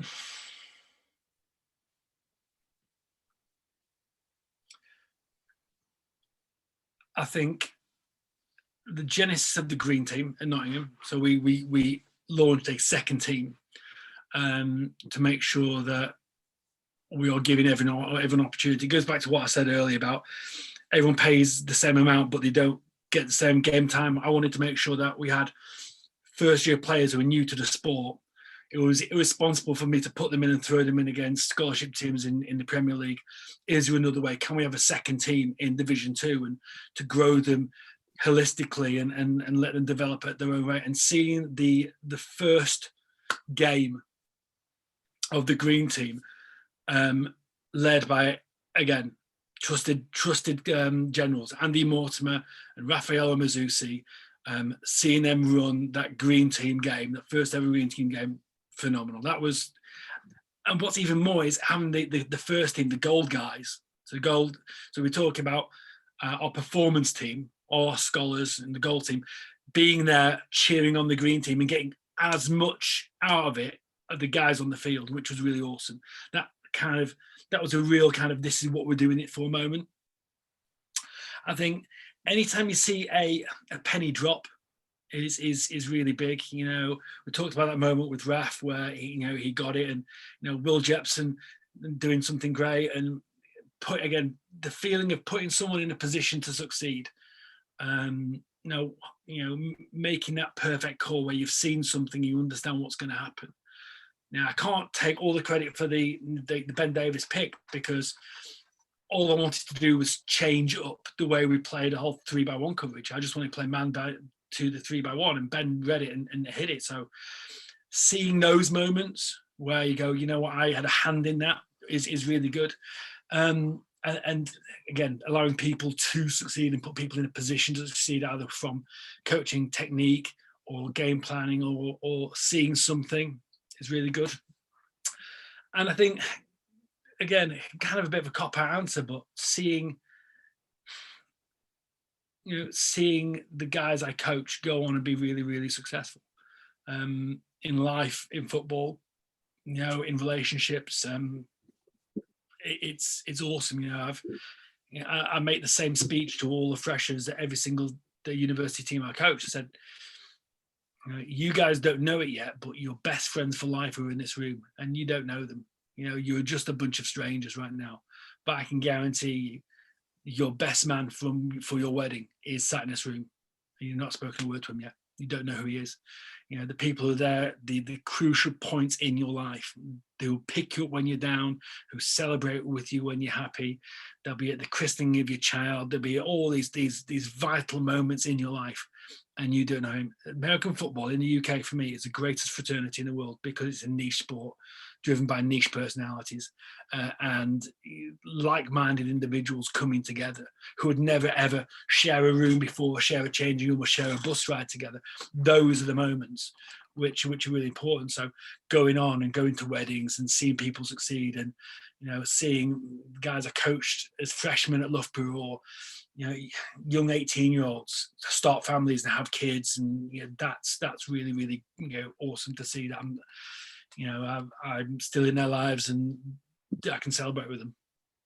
Yeah, I think that's one of those things where you probably heard the saying where the strongest of bonds are forged in adversity. And for me, American football, I'm hoping, is the closest I will ever get to being in a war zone, where you are literally, you're in the trenches, you're going out there, you're going to take a hit, you're going to get hit, and the people that you're with, again, you're fighting together, you're trying to win, you're trying to survive together, and you have to get on in that environment. I mean, I know we mentioned earlier about scraps and fights at training camps, but when it comes down to it and you're on the field, or you're in the changing rooms, or you're on a long bus journey, or you're in one of the hotels that Elliot Walters has booked opposite a nightclub, which is blasting music out till 4 a.m. the day before a game, you're in that environment where you're surrounded by people, and you've got no option other than to get to know them and to be able to get on with them, and you share that journey along the way, don't you? And that's it. It is a shared journey, and whatever life event in 20 years' time and 30 years' time where everyone's back together again, we'll be talking about, do you remember that time in Edinburgh? Do you remember that time at camp? Do you remember that time? It's shared experiences, the bus rides, I don't think so much about the games and the outcomes, but the processes leading up to them and the denouement afterwards, and how it felt. That emotion of, I couldn't tell you all the players in the national final. I could probably pick out one or two that happened.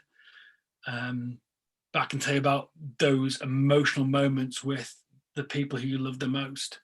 I remember, going up to, it's Malachi's second ever game, American football. I met him and his mum at the end, in the end zone, and I was pretty happy. And literally, the first words to a 9-year-old were, "That's pretty fucking good, isn't it?"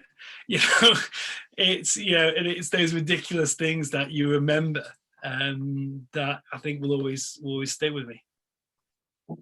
Love that. And it was pretty fucking good. Which game was it? National final. Oh, is that what it was? Malachy Nellen's first game was a semi-final against the Warriors, and the second game was national final. Oh, Malachy, in fact, didn't see us lose for maybe a season. Was he at the previous national final? No. Malachy, it's his fault. His fault. He wasn't there. His fault.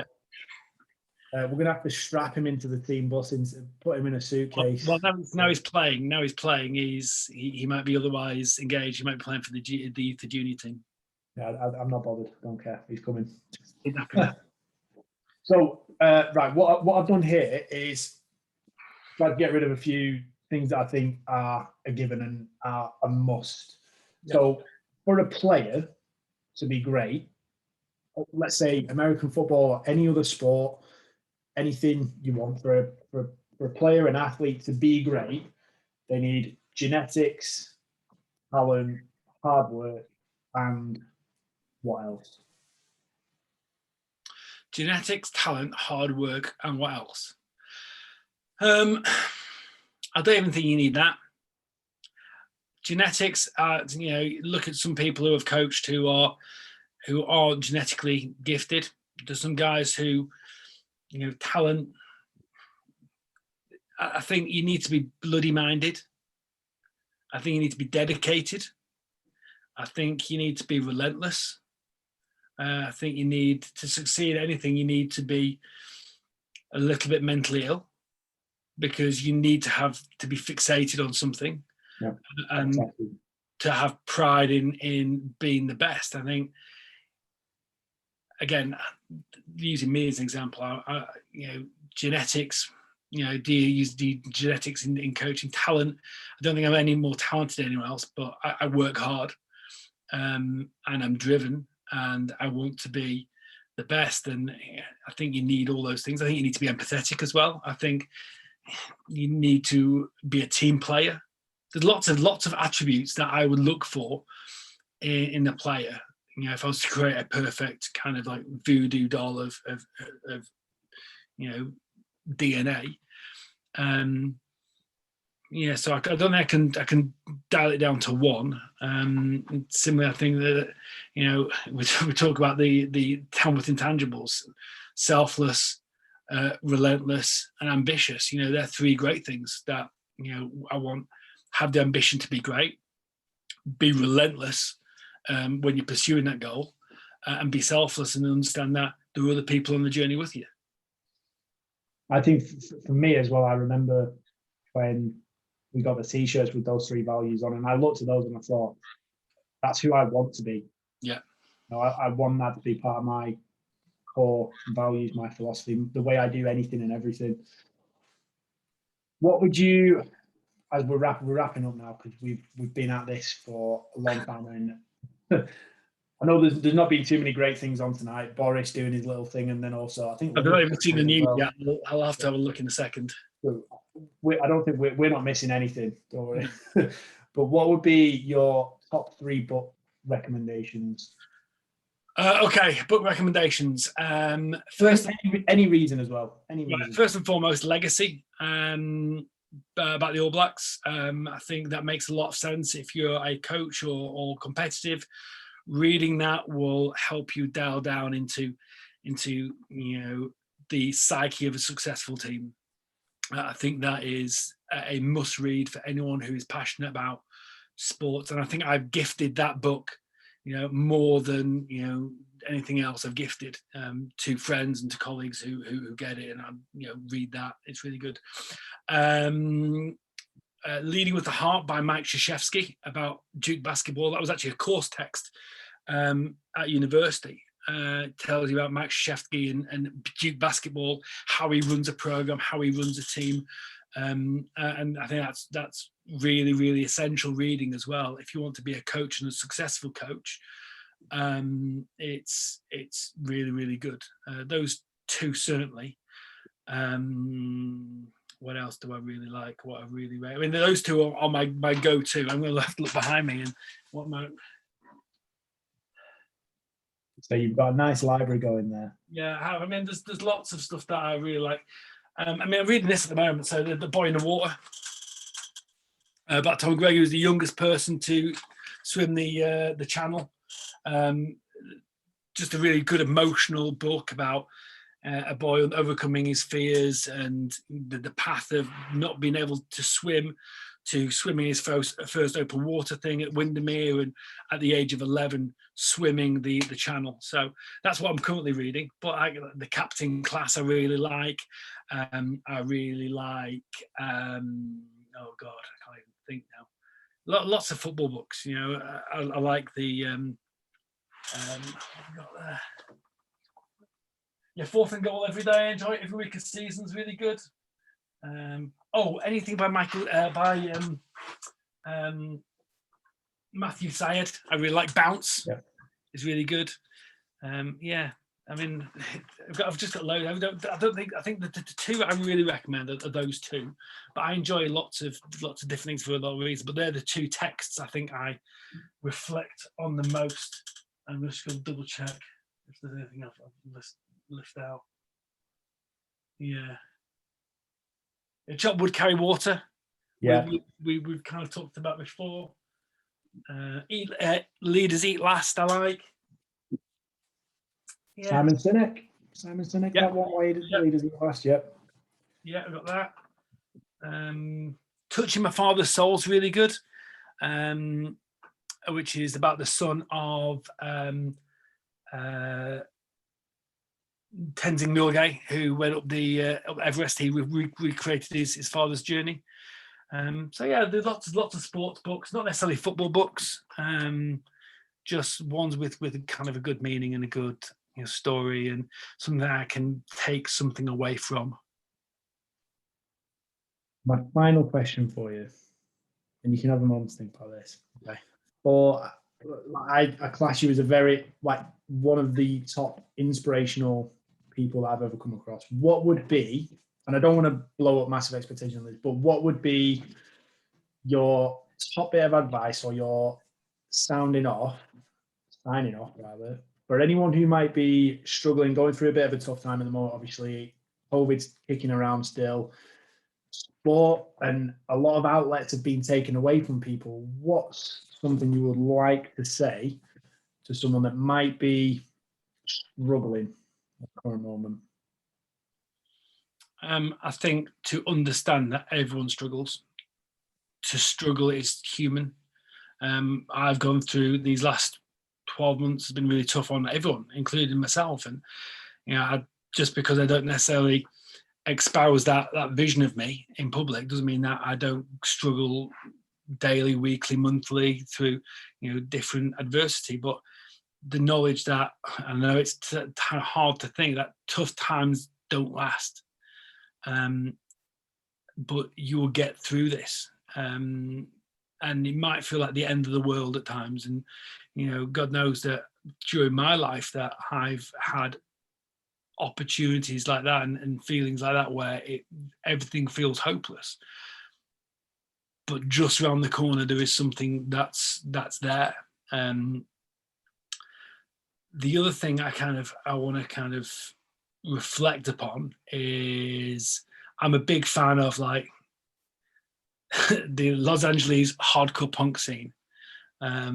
Growing up, I used to listen to a lot of punk and ska and hardcore stuff. And Henry Rollins, the author, poet, artist, raconteur, I think said it best, is that you don't have spare time. There's no such thing as spare time. There's no such thing as free time. All you've got is lifetime. So how you spend this time is, you might be kind of twiddling your thumbs a little bit, going, well, I've got this spare time. I've got this, time to burn, nothing to do. I'll just watch TV. I'll just do that and do the other. It's your life. You've got time now to achieve whatever you want to do. The biggest excuse for success is I don't have the time. Well, you know what? During lockdown, everyone's got time. So if it's writing a book or painting a picture or doing poetry or doing something, now's the opportunity. Don't say you haven't got the time, because you've got all the time in the world now, and time is a finite resource. Use it wisely, spend it wisely, tell your loved ones that you love them, and try and get better at something every single day. Because this year, whilst it has been a waste of the year, it's only a waste if you choose to waste it. Take the opportunity to make something special happen. I've filled it with being with my family, reading and trying to stay sharp as much as I can. Am I guilty of wasting time? Absolutely. I've got to be better at that. But this is your legacy, so make sure you use it well. Sound advice there, 100% sound advice. I think that will stand anyone in good stead if they follow that. And speaking of time, does that mean that the book of Jason is about to commence? Does that mean that you're going to get down to writing? I think, well, what I've actually chosen to do, I've got, again, I know through my gruff exterior, you may not think it, but I actually write a lot of poetry. So I'm going to try and write a poem a day. And I want to really kind of get down into writing. Hopefully that'll kind of access the parts of my brain. People say that when I was in America, one thing that was leveled at me, accused of, they knew I was British because I used 12 words when 3 would have sufficed. So my wide and varied vocabulary and lexicon will be pushed. And so I think hopefully by writing poetry and thinking critically about language, I will start getting to writing. And maybe I need a partner to write with, maybe I need a shadow author, Lenny. So, maybe we should put our heads together and collab. I don't know about poetry. I can definitely start writing your book for you if you want. Yeah. I'll send you the email. I think it'll be interesting. It'll certainly whether anyone will want to read it, The Ramblings of an Insane Man. That was a great title. Yeah. I think that's a bestseller on the way right there. There you go. Speaking of the poetry then, have you got anything ready to go? Is there anything that we could... No, nothing yet. I mean, the great thing about poetry is no rules to it. So my first poem was about Scrabble, and it's like 3 lines long. So there's nothing to go yet. You'll have to let me know when there is. Let's see if there's something in here that is worth anything. It says, this journey is full of highly intellectual information. Did you write that, or was that already printed there? And it's just...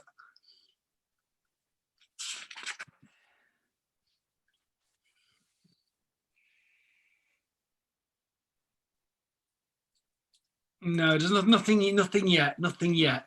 But yeah, so I've got a line here. Just a throwaway line, a little bit of a play on words. Sometimes I feel like lost baggage, a bit like a hopeless case. Brilliant. Yeah, so it's yeah.